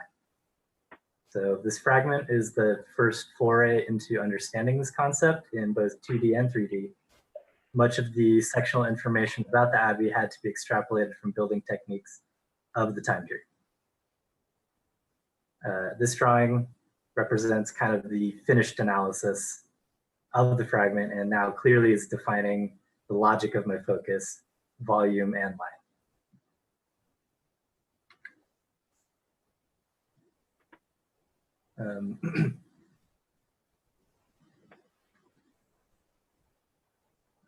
So early stages of this project were kind of characterized by intensive diagramming. to tie the idea of volume and line to the core of the studio, the relationship of the inside and the outside. The conclusion of the stage saw two results. The drawing on the left here, a highly figural interpretation of the controlling geometries, and the drawing on the right, a highly literal interpretation, which both kind of helped me further understand how the two different attributes interacted. A sense of spaces, rooms within rooms, all trying to demonstrate one thing, and that is volume within line, within volume, within line. So once at this stage, I had to consider limiting factors of the project, namely that of site and program. The siting of the project gave me insight into how the building would interact with the terrain and how the scale would be determined in relationship to humans, all while maintaining this idea of volume and line. The site is in the western edge of Elysian Park at the cross streets of Glendale Boulevard and Aaron Street. The program is a 7-unit apartment complex intermingled with a public open-air Kunsthal type museum. The initial design was set to have the volumetric elements indicative of the residential portion, and the linear elements define the museum. The topography of the site allowed for a second level of units. And that brings us to kind of the final phase of the research.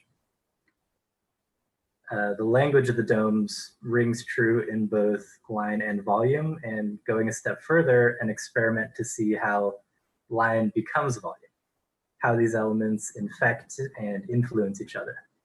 Columns merge to become walls, only to be terminated by the lightness of the Romanesque buttressing. The heaviness and symmetry of the Baroque domes becomes stylized and pushes against traditional housing plans. The caged domes extend into the residence, kind of puncturing that volume. Even the language of the domes becomes interrupted by the line. The dome dissolves into line, and line accumulates into volume.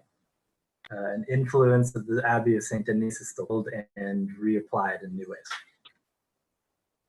The ground floor shows the human scale, the size of each unit, and fantastically unconventional shapes that the rooms take on, and a strict separation of public and private. Also shown is the strategy of offsetting to create circles within circles, domes within domes, kind of pointing out where several of like the loci of these offsetting took place. The ground floor, or on the second floor, that separation kind of breaks down, allowing for a bit of intermingling. In room 1.7 here in the center, I have developed kind of a community balcony where residents can be a part of the museum without sacrificing privacy, and the linearity of the colonnades will present some unique sightlines. So this fragment here kind of gives representation to materiality and construction, also demonstrating kind of the vertical characteristics of the residential space, including skylighting. Visualized here, light will kind of filter in from the oculus and provide indirect lighting to the residents. The material characteristics of the project were intended to be anachronistic in a sense. I believe that taking traditional masonry materials and having them perform in atypical ways would make for an object of interest. The sectional study really describes the building well. You can go ahead and watch this animation, and as you watch it, kind of take note of how you can see the transition happen. You can see volume turn into line in real time. It highlights a lot of heavy cross sections. It shows a few moments of linear elements fusing into volumes. Kind of chops through it like an MRI, just small 4-foot increments as it moves through. So the sectional study, I pulled a few frames from the animation to explain them. You can see in this one kind of where that fusing occurs. This slide is a good example of the offsetting aspects of it, kind of the rooms within the rooms. Kind of see this dome forming inside of another dome. And looking at them all together, it shows how the language of the building really shifts. The interplay of unlike systems and exploration of the offset, the language of the dome and how privileging that language gives rise to new spaces that are born of these competing logics. Thank you.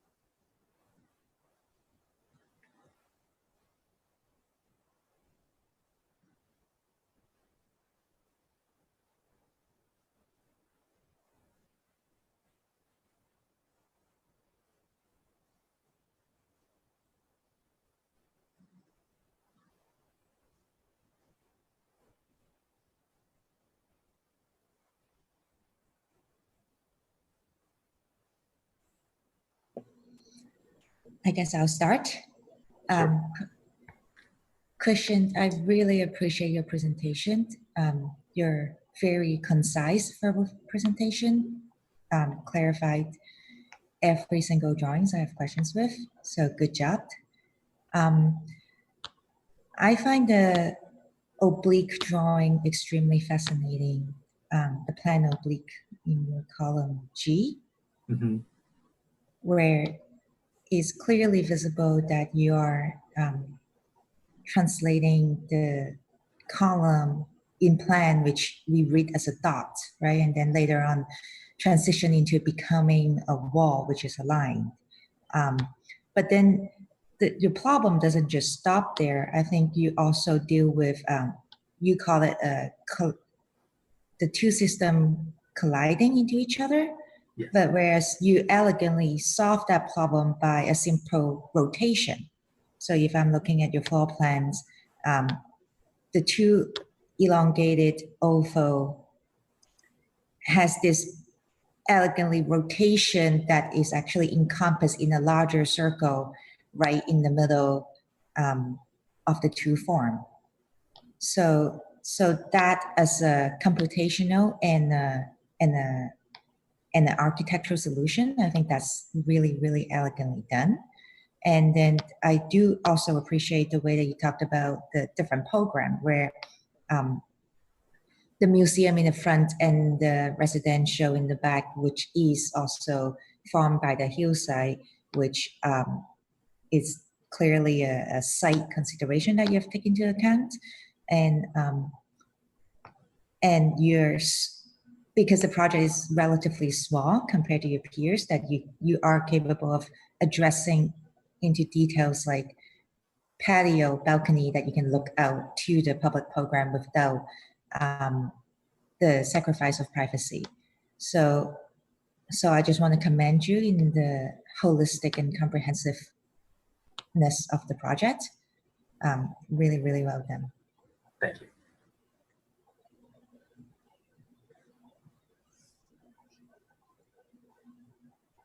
Yeah, I would echo those comments. I think I'd also say, you know, the presentation was just like executed really well using concept board, like, which, you know, we're all learning how to do. My students were also using this, and I know that takes a lot of practice to kind of get the choreography right. So I think it's a good example of that.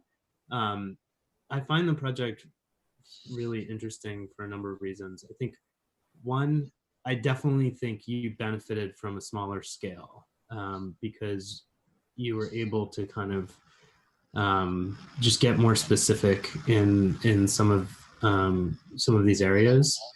And specifically, like the project has a tectonic quality that we haven't seen yet today, and I really appreciate that. Even though it's still kind of fairly abstract, which is fine.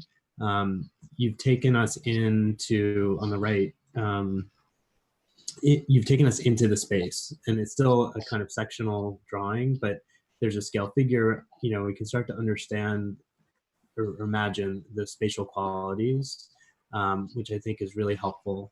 And the fact that you're dealing with these kind of ribbed column systems gives it a real tectonic quality that still engages with like all the work and thinking about thickness and poche and offsetting, but there's a scale to it that I think is just gives it a kind of another layer of believability or reality, which I really appreciate. I also like I'm find the worm's eye oblique like also really fascinating, because it communicates precisely the collision and the intersection of these two systems that you outlined from the beginning, and it's a very kind of clear trajectory through the research.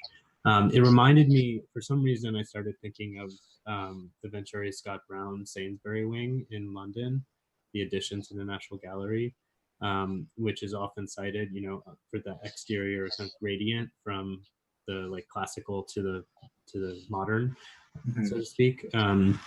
And I feel like this is accomplishing that in a much more immersive way. Like it's not just this kind of applique on the outside, but that these gradients and these collisions are happening in multiple dimensions and scales. And I think that's just a really kind of compelling idea that works with the programmatic collisions as well.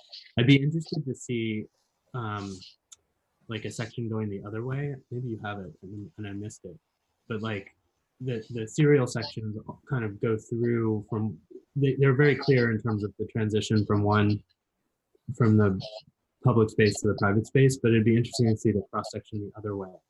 Just one, where you could start to really articulate like that balcony you were talking about, which I thought was interesting, and so on. But in general, I think it's just a really kind of thoughtful and complete project. Thank you. Appreciate that.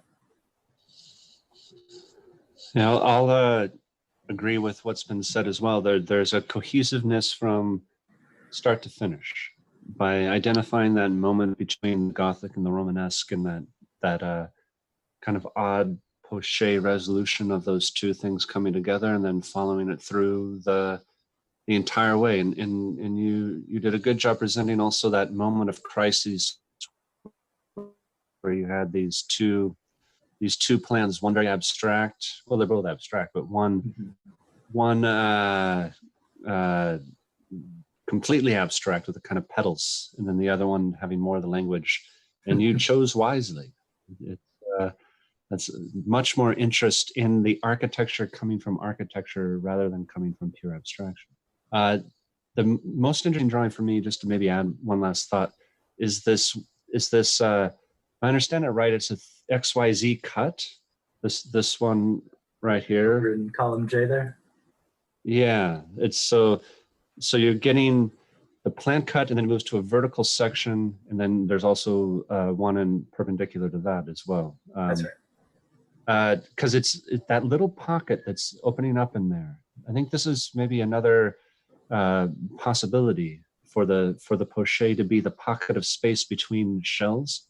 All the way back on your first page, you have the drawing of the Tony's Santa Chiara and Bra, and it has that sort of hollow shell within shell, the umbrella of the inner dome, and then the outer dome, and all these weird things that Tony's doing with bouncing light and painting frescoes on the outer dome that you can only see when you're in certain spots within the inner dome. And I think maybe if you want to see what the next thing is for this project, those sort of sectional pockets of domes within domes delaminated layers between layers might be another way to get some of that to happen. I think it's starting to happen already. You can see it in this drawing, but it'd be cool to push that a little further. Yeah, I kind of build on a lot of that. I like how Michael referenced this as architecture made from architecture, which is refreshing. I like that concept to do that. And I think when you do that, you have to kind of walk the line of how do you kind of transcend the original precedents, right? And I personally am like super, super excited at what's happening in your cupolas. I think that's for me where these kind of transcend the precedent, right? Where that, if I understand that right, this is, a kind of notion of the Abbey that has that Romanesque deep figuration of the wall. But in the Abbey, it's all contained within the interior, right? And outside, you get kind of a more normal dome shape. This is really beautiful, the way in which that figuration starts to move out and just starts to kind of the slight slippage as it finds itself on the exterior of what it's doing. I think this is what Mike was alluding to, this kind of delamination or this active kind of cupola that you have that's similar to Vittoni and a number of his projects. But for me, then to take it back to the housing, I was looking at your plans. You kind of have, what's fascinating to me is somewhat normative in terms of itself. It seems to be cylindrical with a kind of conic ending or a sort of ellipsoid kind of ending, but it's a pretty pure profile that then is kind of contaminated by these just really rich and figuration of the interior. I was just imagining kind of being there in those rooms, walking into this. I think you really would get a surprise in the interior. One would not expect these things. Then you see little hints of them kind of starting to pop out. And I would assume that's where these start to make fenestration in terms of light, bringing light into the units, right? But the way in which you bring in those lights, again, back to the Vittoni reference, or, anyone, even, Corb is Baroque in a certain way with his light cannons, this deep reach of light, and imagine the lighting kind of rattling off this sort of figured poche in indirect ways and kind of having to really work its way into the interior of this housing complex. And then I guess where this would also all kind of culminate is it seems to be at the interior at each one of the radius and the center of those housing units is some kind of circular stair, I would imagine. That's and right. Above it you have, I think you called it an oculus, right? Yeah. An oculus, but it's not an oculus like the Pantheon, right? It's this deeply figured fissure, almost kind of geological way in which that oculus operates. I think that's really fantastic, and I know that maybe I agree with all that's been said in terms of you need the front part, the museum, to kind of continue out that sort of Gothic blending, which we could look at those same incidents happening with there. But I'm in a purist kind of way, I almost want just those housing units, or see what this thing just becomes as a housing units, to play with that deep figuration in the way that it kind of moves and slips in and out. I think there's some real discovery that, especially in terms of transcending the original architecture. Congratulations. Great. Thank you. Appreciate it. Yeah, and someone commented on the tectonic nature of this thing earlier, and I think there's one moment that really highlights that for me that I think is really successful, which is that it's kind of architectural meat and potatoes. It's first year fundamental stuff, and the way that you've gone from this kind of this dome, and then the columns start emerging from that, right? And it's through spacing and rotation of those arches. They're just an arrayed element, and they go from being arrayed in a linear fashion to arrayed in a polar fashion.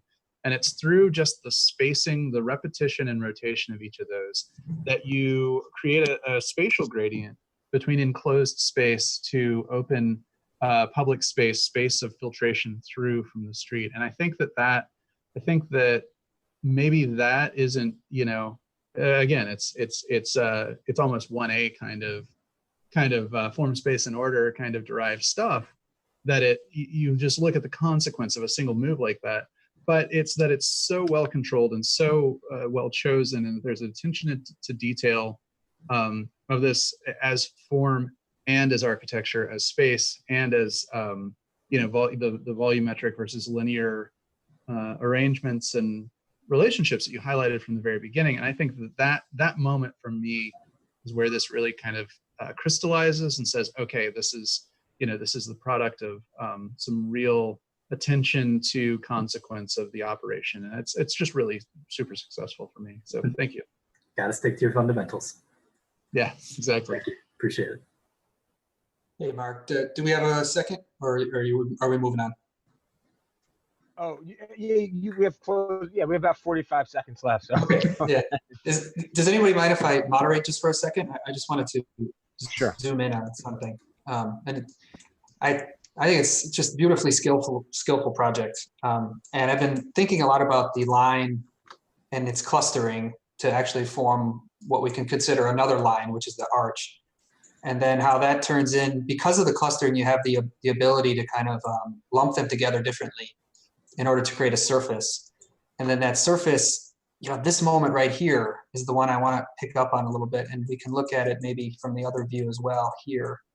Like this moment, when it starts to turn into a corrugation, is just, I mean, it's just beautiful. Mm-hmm. And I think if we think also, just to kind of, and I don't want to end on maybe I'll end on a suggestion, which is if we think a little bit also about how these work structurally, you know, the lines currently are continuous all the way around as arches. But if you also allow yourself to consider a break up here somewhere, this oculus may turn to be a little bit more teardrop as it kind of converts back to being an arch, or as it splits to become a corrugation and part of a surface. And then you might be able to make this transition a little bit more successful, where right now I think it's in between being this kind of rib and infill system, which, you know, which is where it comes from, and kind of just sort of, I guess, I don't want to, it's kind of smashing into this other really beautiful line logic. And it's just this moment right here that I think, you know, if we could think a little bit more carefully structurally about how this works, and the kind of the way you've thought about the element of the line and how it turns into either a cluster for an arch, or turns into a texture on a surface, or even like a structuring of a thin surface, we may be able to ease this transition a little bit better. Suggestion there. I mean, it's just an opinion, but I'm fascinated by That's this a good moment note. right here. I can look into it. I think that's a really great place to end, actually. And I think the other thing I just want to say really quick about this, Christian, is that there are so many, the drawings are so detailed in so many ways that people are really getting into like the specifics of it, which I think is one of the most fascinating things about the work, and the detail and the energy with what you've put into every single drawing you've made. It's really beautiful and really kind of inspiring work. So I really appreciate it, and it's been a real pleasure to work with you. So with Thanks so that, much. we're going to open the next project, Christian. Sorry. We're going to look at Jessica's plan. We'll paste it right into the concept. We're going to move to Jessica Martinez's project.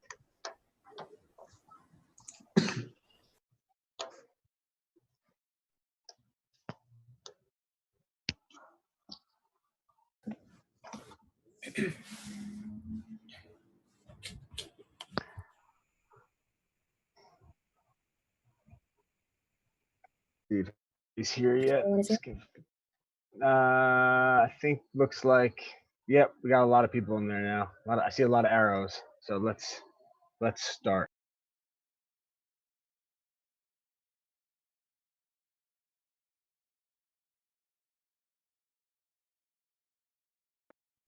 Jessica, did you freeze? Jessica, I think you're frozen. Uh-oh.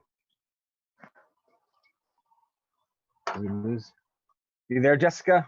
Just give her a second here to.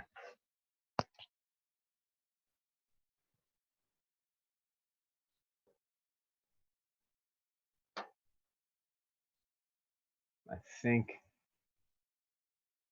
Oh, that's got to be annoying for Jessica. A bit stressful.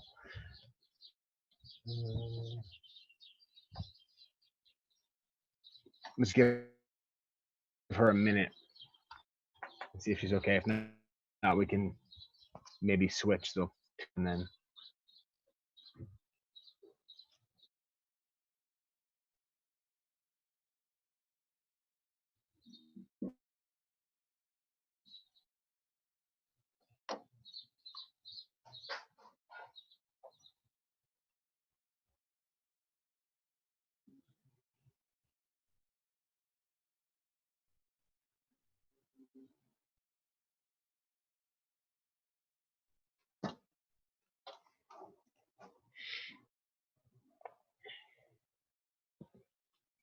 Well, everyone can familiarize themselves with her board while we're waiting her to get back up online.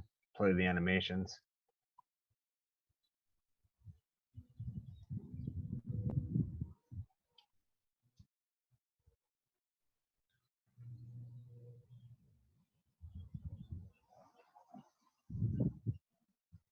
Hey, Jessica.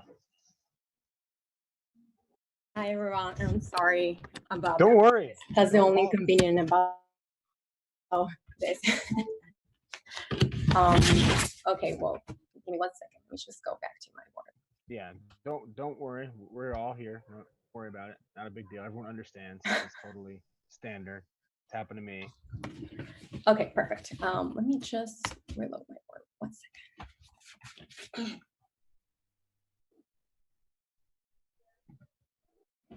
I'm here again. Okay, so I was in, well, pretty much as I just said, homelessness is one of the problems in the city that needs to be addressed. Typical solutions, affordable housing deploys strategies and repetition segments to produce architecture efficiency. This project deploys another technique of similitude, the analogy as means as producing housing and a recreation center to access to physical activities for the community.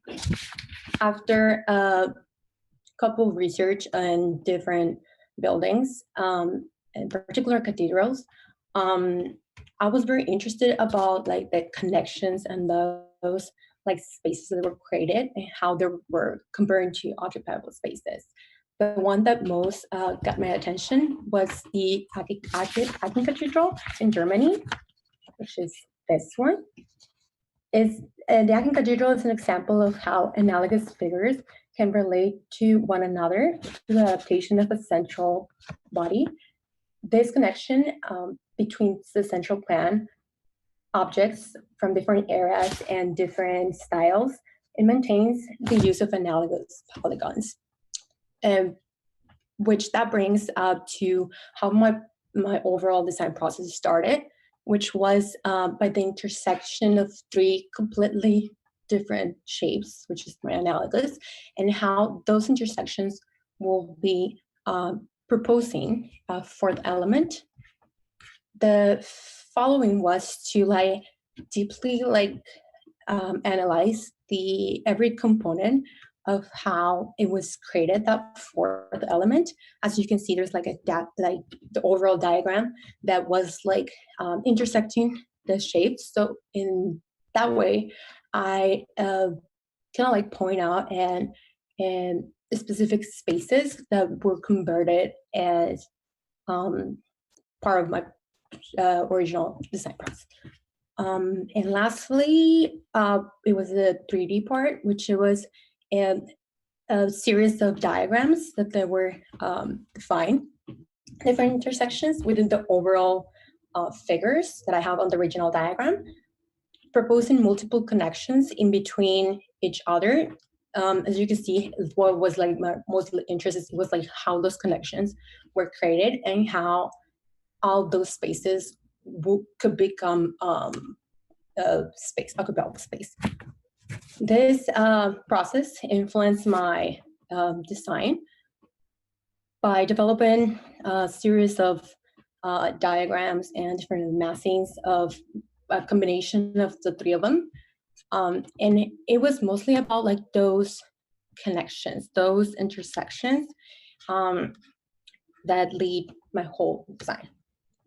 So every interior component, so you can see it in plan, and that will be the top view of my overall project.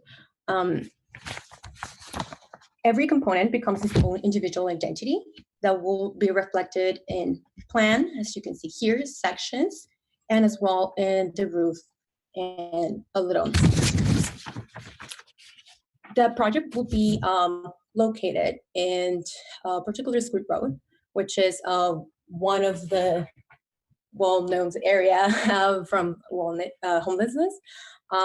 This is mostly like in order to, well, I did a little research on my side, and what it was like a little bit interested to me that there was like some buildings that they were like unoccupied, they were completely abandoned, a lot of storage space, storage buildings that they were like completely abandoned. So it kind of got my attention, especially right now how the situation is, like just to like kind of like transform one of those spaces and bring something to the community.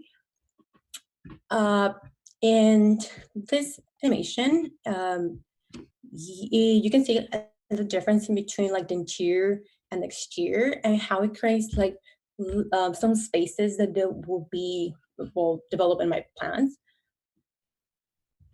In my first and second level, I will have my secondary program, which is a recreation center, with the purpose of like gather public so they can like increase the physical activity in the community and interaction with the public space. And following the third level, it will be my housing, just for more privacy space as well as comments.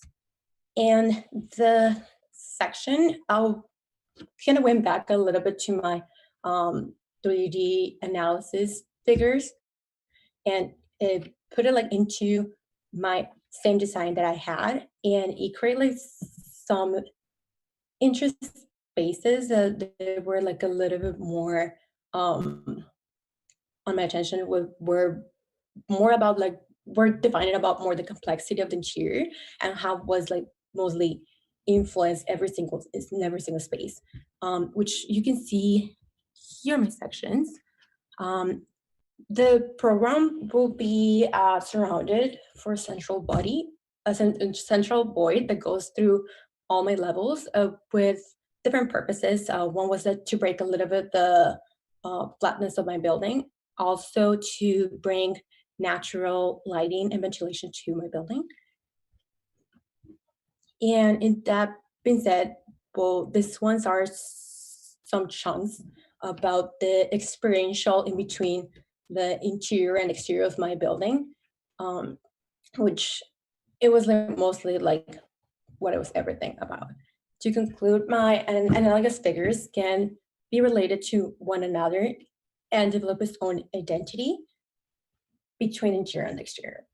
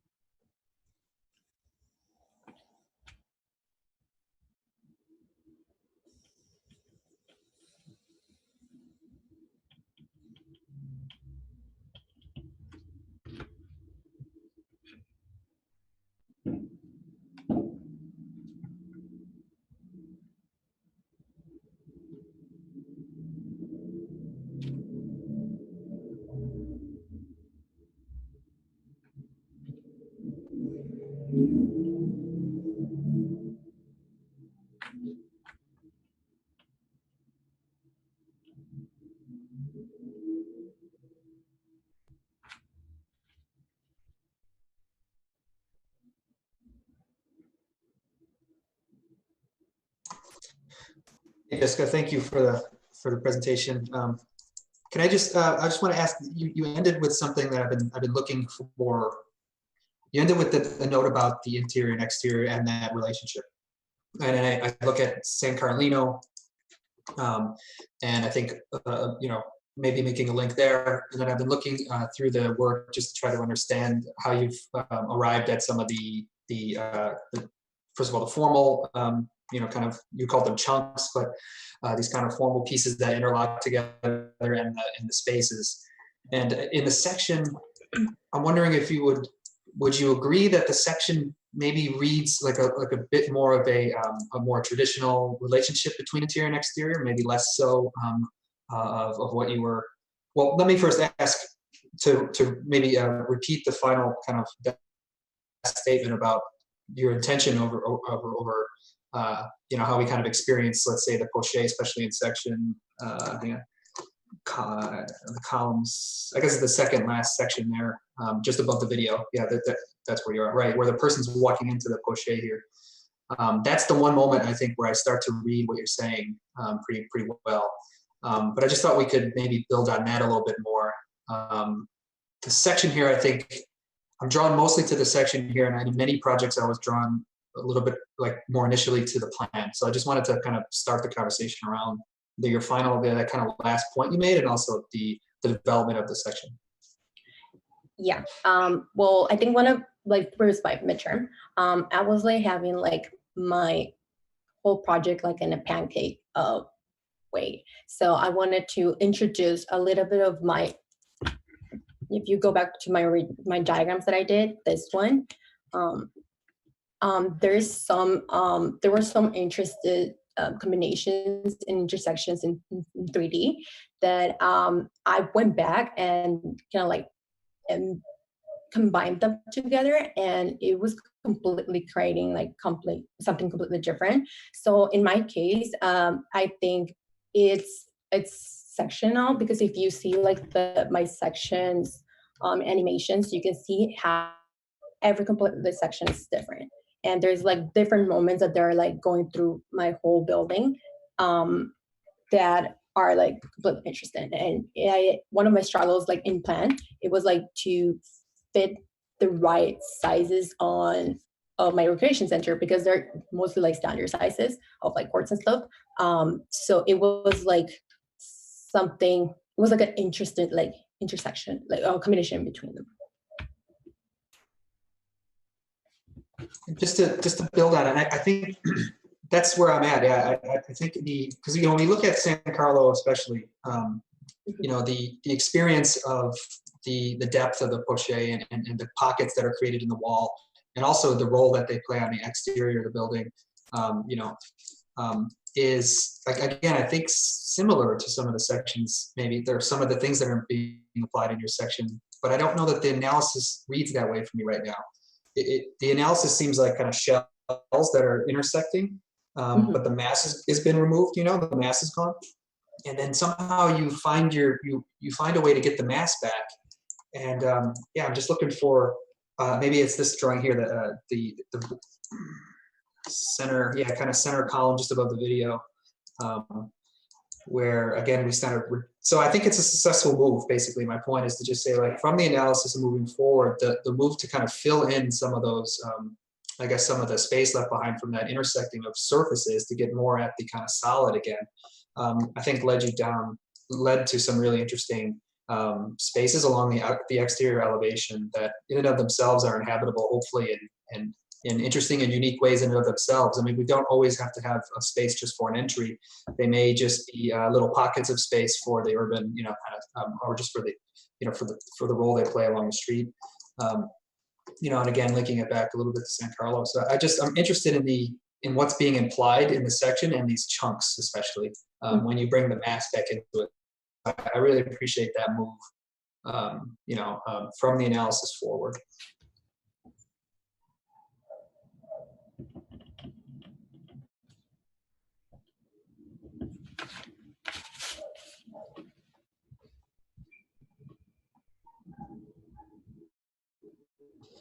I guess I'll say I likewise am interested in the sections, especially the roof. This big, fat, chunky geological roof that kind of carves above. And again, it's that central panel that we were just looking at, that we see the Schwazi looking from below and then looking from above, and then the two sections that's kind of in the center of your presentation, that we can kind of see all those things playing against each other. So are in the pink poche, are there things like stairs and elevators and shafts and offices and stuff like that? So, and actually in the drawing that you are in, on that one in particular, where my vertical circulation will be in this specific area. So, and my chunks, I'm showing like some of them, but it was like an area in particular that was going through all my floors. Plus, it was like going in between the puche and the sections. So it will be on this area. So technically, yeah. Mm-hmm. There's also something interesting in we haven't talked much about this today yet, but I think this is a residue from the sheet that's right next to it, which is there's a suggestion of a symmetry of like a kind of entry, and then the symmetry falls apart and breaks down as you move back further, and then that symmetry is not within the section at all. There's some kind of odd and interesting about that. And I'm trying to understand that symmetry on the site, because it seems like on the site, that one symmetrical moment gets kind of shoved up against the building next to it. Am I reading that right? Mm-hmm. And I think there might be. I'm intrigued by symmetry. I always have been, and it's not just my proclivity. It's something we as architects use constantly, because it allows us to do things like position people in space, draw their attention to certain areas, move them, get them to reorient and reorganize their attention and focus in the environment. So I think I'd wonder if you'd want to explore a little bit more possibilities with its urban siting, because there's something weird to me about having that symmetrical moment kind of butted up against the building in the back. And maybe it's just that it needs some more representations for me to understand. But it's interesting that you have it and then you break it. And I find that to be an intriguing formal compositional move. Yeah, I had a similar thought about the symmetry, Michael. I think, thank you, Jessica, for the presentation.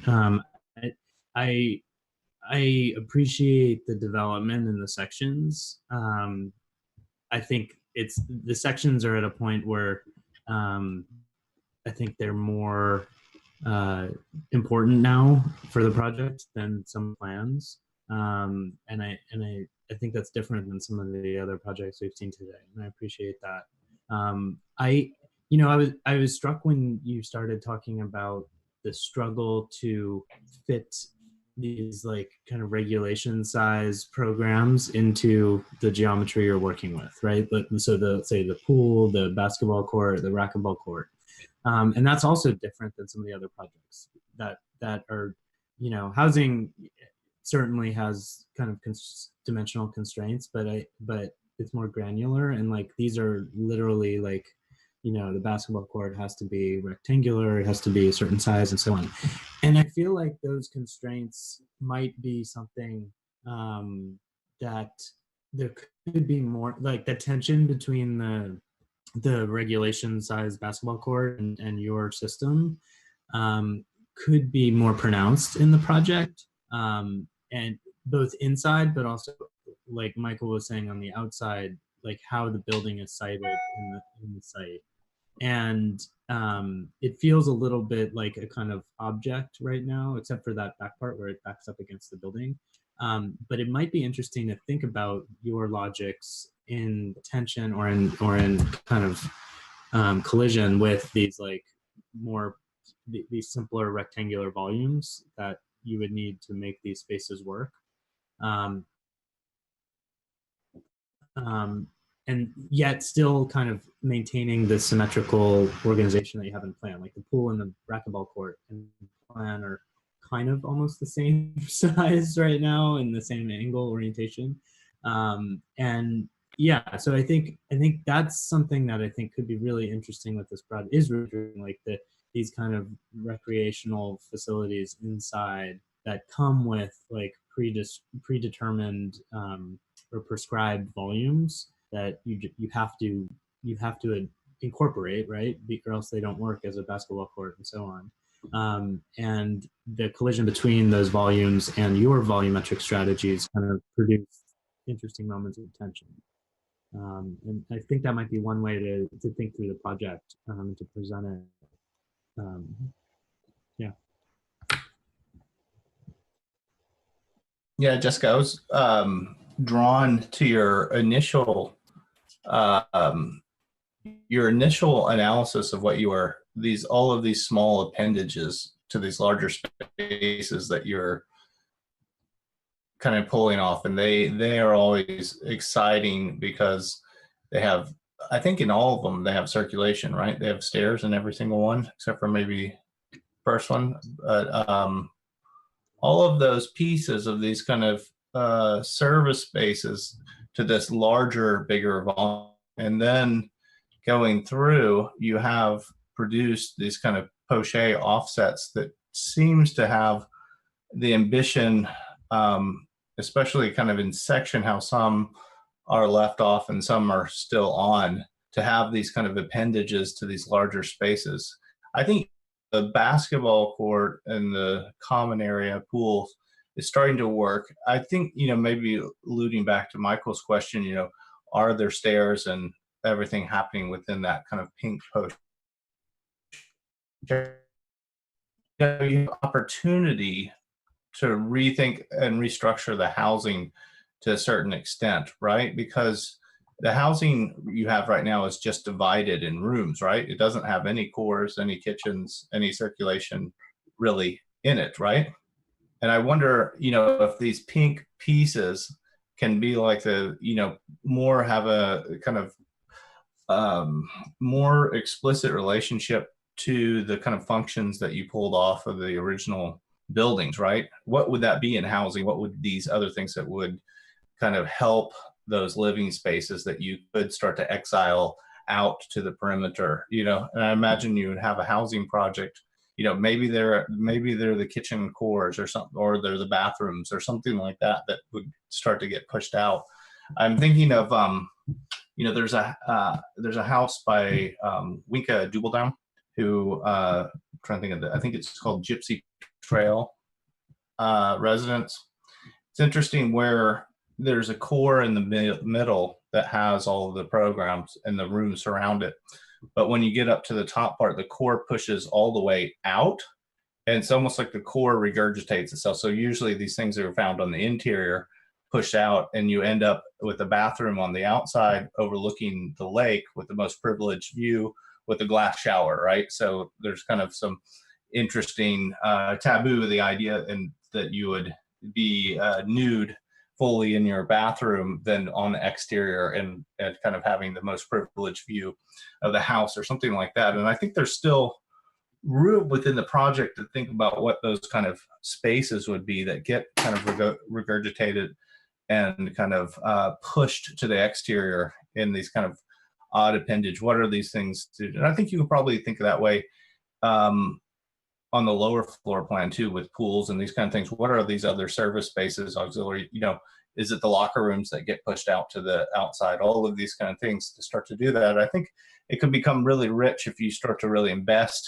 in that move programmatically from those earlier studies now to a more contemporary program and starting to do that. It could be really fascinating. I think it's still there in the project. There's space for that, right? Yeah.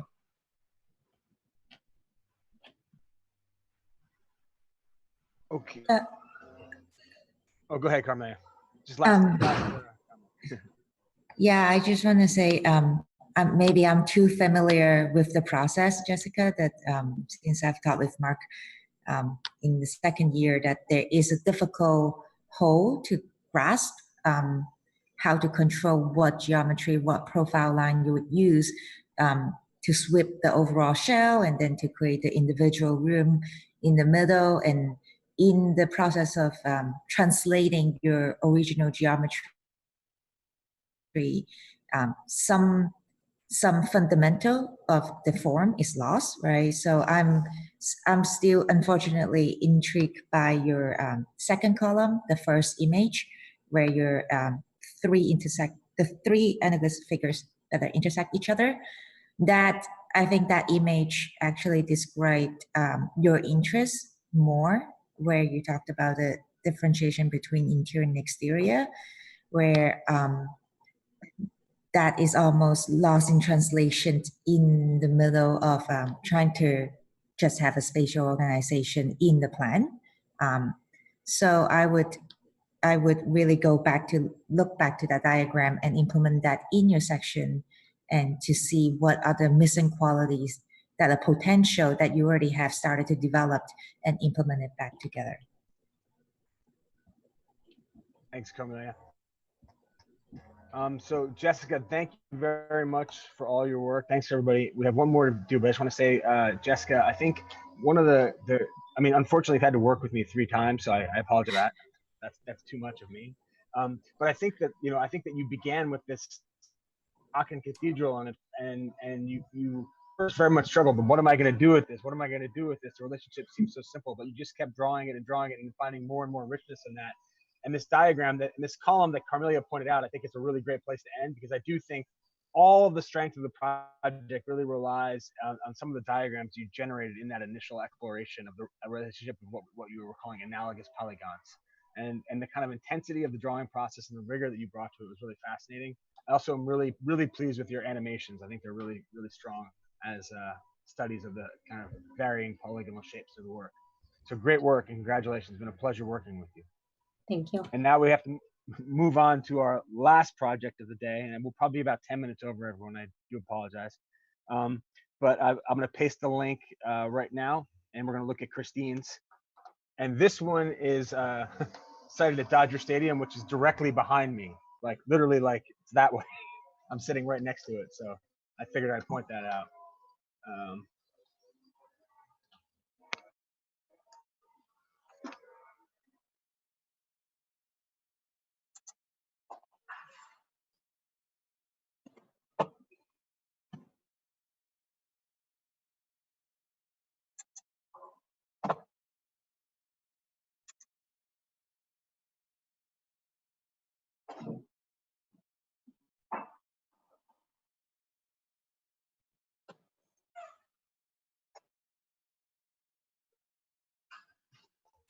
Go ahead, Christine.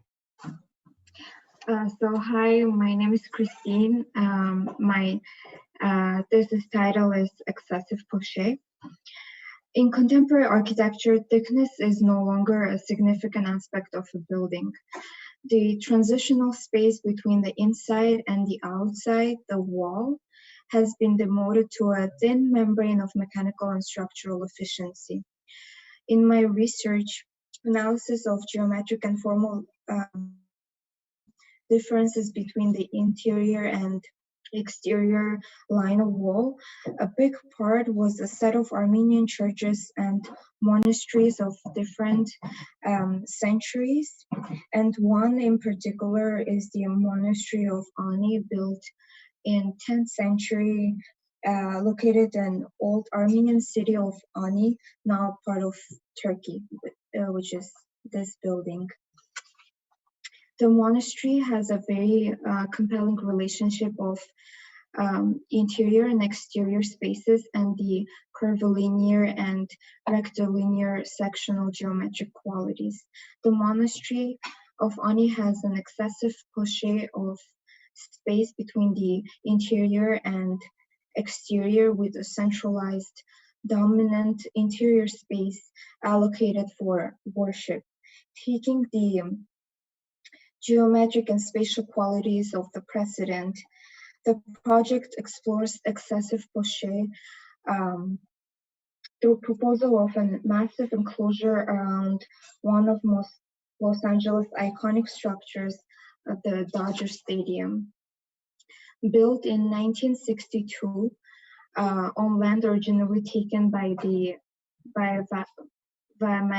eminent domain for public housing. Dodger Stadium sits in a vast sea of periodically occupied asphalt within walking distance of the epicenter of Los Angeles homeless crisis. It is the portrait of useless void between the city and the stadium, a parking lot. This scale diagram really compares and shows the massive void of a parking lot, essentially a wasted space surrounding Dodger Stadium and to downtown Los Angeles. And you can see the Broad, the Disney Concert Hall, the Grand Central Market, all fitting within this massive void of useless space surrounding the Dodger Stadium. So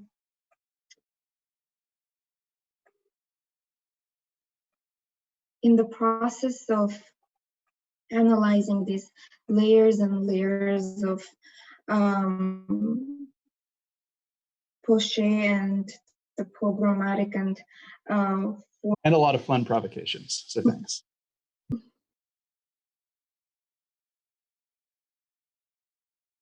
Yeah, I'll just pick up on that. It's interesting. Am I understanding this correctly? The stadium is right in the center, right? That's the whole stadium it fits directly in the center of it, right? That's right. And you're offsetting that. I mean, that is extremely provocative in terms of the charge of the studio to offset, is that you're actually offsetting an urban artifact and giving it poche, right?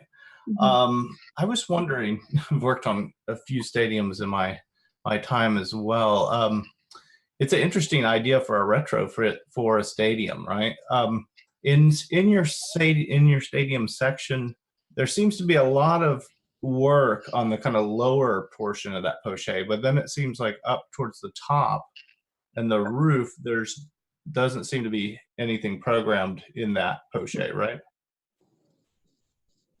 Right. That section got developed later on, but I was trying to suggest this gradients of a poche from interior to exterior, where you have the exterior part, the housing, right, and the middle part would be dedicated for in between program for housing and the stadium. No, I'm with you. I mean, a large kind of charge, these days is to reinsert stadiums back into the core fabric, and a lot of European soccer stadiums are proposing that. I think, you can look, up the coast from you guys, the Bjork Ingles new Oakland Stadium, right, for the Oakland Athletics. Mm-hmm. That's going back into the heart of kind of Oakland in order to revitalize that part of the city. This is an interesting take on it, where you're kind of bringing the stadium bringing the city to this kind of 60s sort of ballpark type that was just planted in the middle of this parking area. But it seems like those would be the most valuable. That would be the most valuable poche that you have. In that sort of proposal would be the ones that would actually then give you a view back into the stadium, right? Mm-hmm. So in terms, those are your luxury box seating. And when I was working on stadiums, early 2000s, number of stadiums at Eisman as well. A lot of there were so many new stadiums going on because the financial model of them, where the more you could put, more luxury boxes you could put into them, the luxury boxes were going, at that point for like $1 million each. So if you can put, 300 of them, and you can finance a substantial amount of the stadium to propose completely new stadiums. So there could be also an economical model that these could be these new luxury boxes that no longer do you have to just go to the stadium and only have your 3 hours of fun in them, but you actually live in them. And they give you views back onto. I think, you know, it's a more radical proposal than you're giving credit to it. So very interesting. Yeah, I agree. I think, and it's timely because if I'm correct, that Dodger Stadium is currently either going through a retrofit or about to, and you know, you're hinting at it with the like tram idea, which I know came up, that they want to do a tram to downtown, and so I think there's a kind of timeliness of the project that makes it kind of easy to engage with, because even as radical as it is, because it's very presented in a very deadpan way, but what you are proposing is like a giant donut building around Dodger Stadium that makes it look so small, but I love that. I love that about it. I think, you know, there's also another precedent. I'm a little suspect of the BR Kingles Stadium, Andrew, just because I live in Oakland, and I wasn't promoting it. I was more about the stadium location. Yeah. But it's actually worth looking at because they're proposing a kind of stadium that is like kind of dangerously close to the water, but nestled within the series of towers that slope to maximize the visual relationship, like you're saying. And I think a more interesting, a more like kind of classic example is Wrigley Field in Chicago, which where the existing buildings kind of perform that capacity already, and it's created this kind of economy of like, you know, informal bleachers around the stadium, and a number of a lot of people have looked at that as a kind of precedent. But what I like about the project is its kind of political, its potential to be presented in a kind of political way, which you definitely hinted at and did through the drawings, like showing the images of the urban renewal and the protests. I feel like you could present it more like directly that way, just in terms of your own presentation, which I think might come as you keep working as a designer and an architect. I think what I'm most intrigued about, like I totally buy the layering of the program and the way you've drawn it through all these drawings. What I'm most intrigued about is like, what does it look like from the exterior? And there are hints of it here and there, but basically it's this kind of new canyon, new edge of a cliff or ravine that you're proposing on the outside, which I think could be a really kind of compelling way to sell the project, so to speak, in an urban context, and to your critique of the parking lot and the urban renewal and so on. And so I think this is one project, like several that we've seen today, which I think would kind of benefit from even more development of the exterior qualities, the apertures, the fenestration, the kind of social spaces on the outside, and how that affects its kind of urban ambition. But I think it's a terrific and very, again, like all the projects we've seen, like beautifully represented and comprehensive project. I just want to follow up with Adam's comment. It is a very, very radical project that you're proposing, Christine, and it's in a very timely manner. But I do really appreciate the subtlety, right? It's a radical project that you don't need to speak very loud because of the accuracy and the control that you're demonstrating that is silently making the point that is so strong. So I commend you on that. I just really want everyone to zoom into every single drawings that you have generated, because I think the amount of control that you have demonstrated is not an overall or not a local scale, but it's both global and local simultaneously that I'm extremely impressed. For instance, if you look at your second to last column, the plan is not an even offset. Matter of fact, they're not even an offset. They are all those radiance line circles with slightly different center to generate the different thickness of wall and circulations. And then if you look into the section, the one down below, seeing more of the global view that you deal with offset and post-shade and preserving the stadium all tied in together. So I just want to congratulate you in dealing with this multiplicity of systems and making really strong statement, right? Just your first sentence is contemporary architecture no longer require post-shade, right? So it's very radical and strong arguments, but very subtly and beautifully presented. Thank you. Thank you. I'm gonna second everything that's been said, which I think has already been seconded. So I'll third it or fourth it, depending on where we're at. And my favorite drawing is, I think Dwayne pointed out initially, is the very last section on the very bottom. That's a powerful drawing. And that's really, really interesting. If I was to make one suggestion to you, it would be that your animation should be a turntable section animation. Put the middle of the turntable on second base and spin, because what I'd love to see is the sectional difference of Chavez Ravine. And so also include the hills, because Dodger Stadium is in a ravine.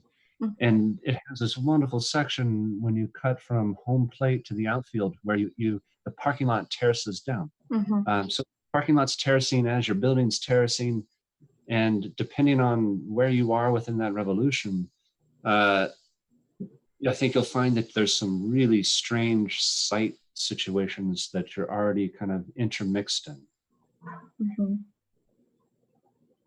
And then also, maybe the housing could, right now the housing looks out to the city and not to the stadium, but remember when the Cure played here in 1989 and the Disintegration Tour?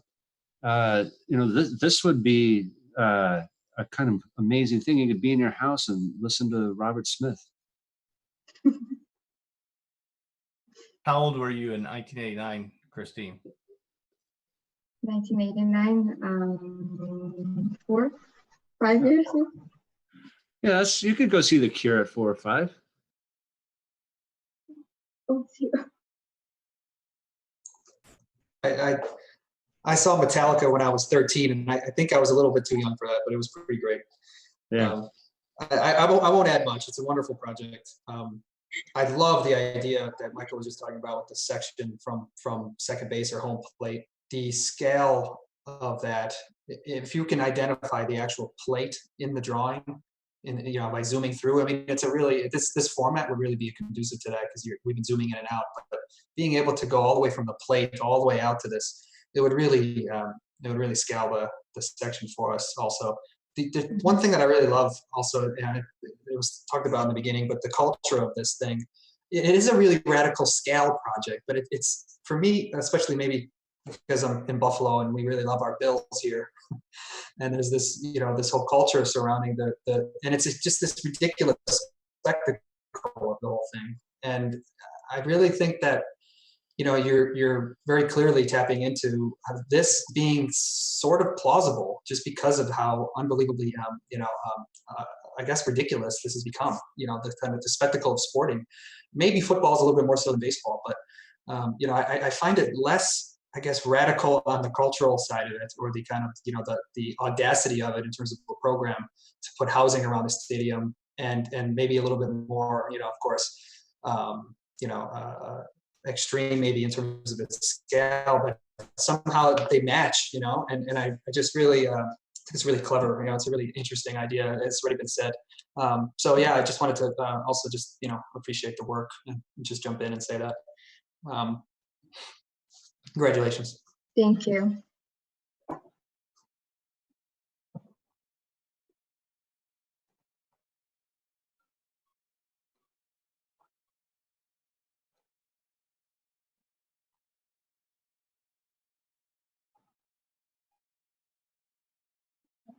All right, so I guess that brings us to the end of the review today. And And I just want to say a couple things to you, Christine. I think this is such a rare project that kind of bridges a kind of social project and a clearly formal disciplinary project. And I think you do both really, really well. And it's kind of impressive to see that. I do appreciate, as Adam pointed out, the deadpan. Was it Adam that said the deadpan, or was it Dwayne? The kind of deadpan way that you just kind of like, oh, I'm putting a thing around Dodger Stadium. And, you know, it's like this huge social, political issue, and you're taking it on with this gigantic building, and you sort of, you know, just kind of say it. So I think that's also fantastic. And I also really like the idea that the precedent for doing this is a 10th century Armenian chapel that's now in Turkey, right? So there's like layers of political issues that are just so amazing. So I think really just excellent work overall. The drawings, everything. It's a fantastic project. I'm so impressed, and it's been a real pleasure to work with you. Thank you. So that's it for the day. So I'd like to thank Adam, Nick, Andrew, Michael, Cornelia, and Dwayne for taking the time out today to join us. I know it's a really difficult thing to do on the weekend during quarantine, to sort of find a place to be away from everybody. But I think the students and I really appreciate it, and your comments, and it's been great hearing from all of you and seeing some of you and meeting some of you for the first time. So I also appreciate that, to get an email from a stranger and just sort of say, why not come to the review? So I greatly appreciate that. And if you have any closing comments, if not, and it's also nice to see. Yeah, go ahead. Yeah, and just say thanks for inviting me. I really enjoy the setup of the studio. It's really nice how rigorously it was played out with all the students. So congratulations. This is the last studio, right? And they're graduating. Is that correct? It's their fifth. It's their their last studio in their 5th year of undergraduates. Yes, they're done. Great. Well, congratulations to all the students. And I was just thinking, did you guys read any of August Schmarsau at all? No. So he's a German historian, but he's really the first person that ever kind of formally conceptualized the idea of space, right? And it happens in a time when architecture was getting relegated as kind of a practical art, as exterior decorators. He advocates for space. He wrote this essay called The Essence of Architectural Creation, but he advocates that space is essentially what we do as architects, and that's why architecture is elevated to a fine art and it's not a practical or an applied art, right? So just really hugely important. And that's, the reason why this is I just kind of gave a presentation to the Society of Architectural Historians last night, talk about Friday evening to all of them, but kind of based on the Moretti's cast. And Moretti was drawing a lot from Schmarsau in this idea of the interior, and for the whole studio to be based on interiors is absolutely phenomenal. And for Schmarsau, he was saying that's why what we do that. No one else does that. None of the other artists do that. What's what we do to space. So anyway, I thought it was really fantastic, really enjoyable. So congratulations to all of you guys. Thanks for inviting me. Yeah, I'd say thanks, Mark, for the invitation. I was really impressed by the rigor of the work and the beautiful drawings in every single project. Not surprised, though, given Mark's work that I know of, like the rigor of his own analytical drawings. And the other thing that I just thought was is worth saying is I think Michael had a comment earlier on about kind of making architecture from architecture.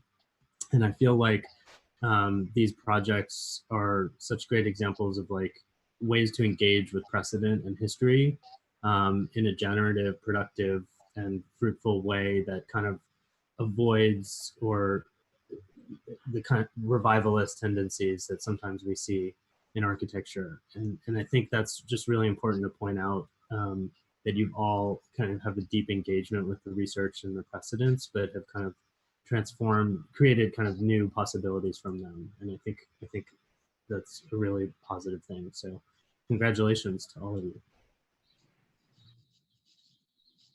Yeah, seconded on all those counts. And I think, I'm in a unique position of having taught this whole cohort with Mark in 2A 3 or 4 years ago at various points. And it's just really exciting to see you guys take those same techniques and expound on them, and then go through third year and go through fourth year, and wind up getting to revisit some of the same ideas, kind of all grown up in a sense. And so I think there's a lot of really, really profound, formal and spatial ideas that are more sophisticated than you see out of a lot of fifth year students.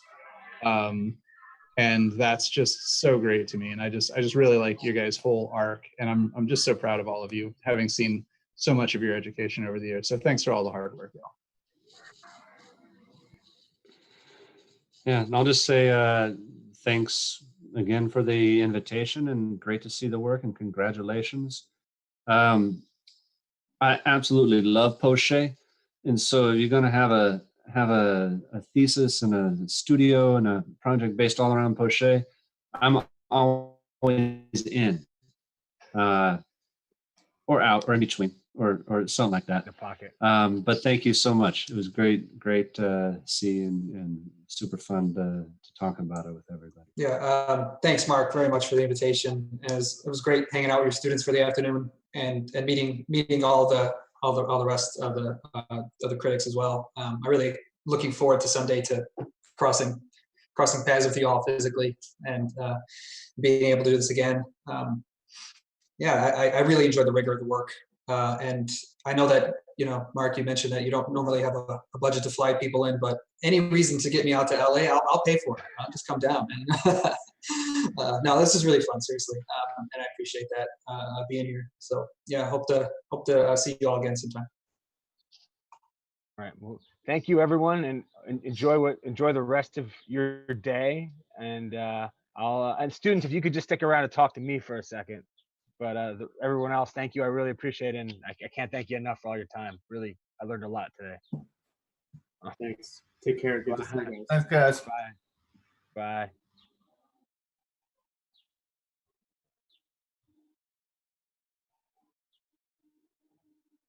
Okay.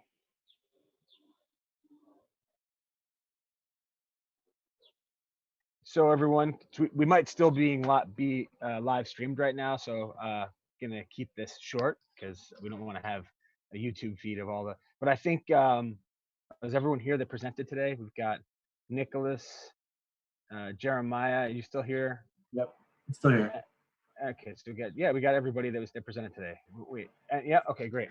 So I just wanted to say to those who presented today, I couldn't have been happier with everybody's presentation. I think Jessica had the biggest hurdle, was that her internet crashed at the beginning, and she came back and was totally professional about it, and I was so impressed. That would have flustered me, and I was worried for you, but you did a great job. That was so hard. Each of you did it. Jeremiah, you did an amazing job of opening up the project to discussion, which is really, really hard. And I think you did a great job at presenting it. And that's why I put you there, because I knew you could do it. So just congratulations to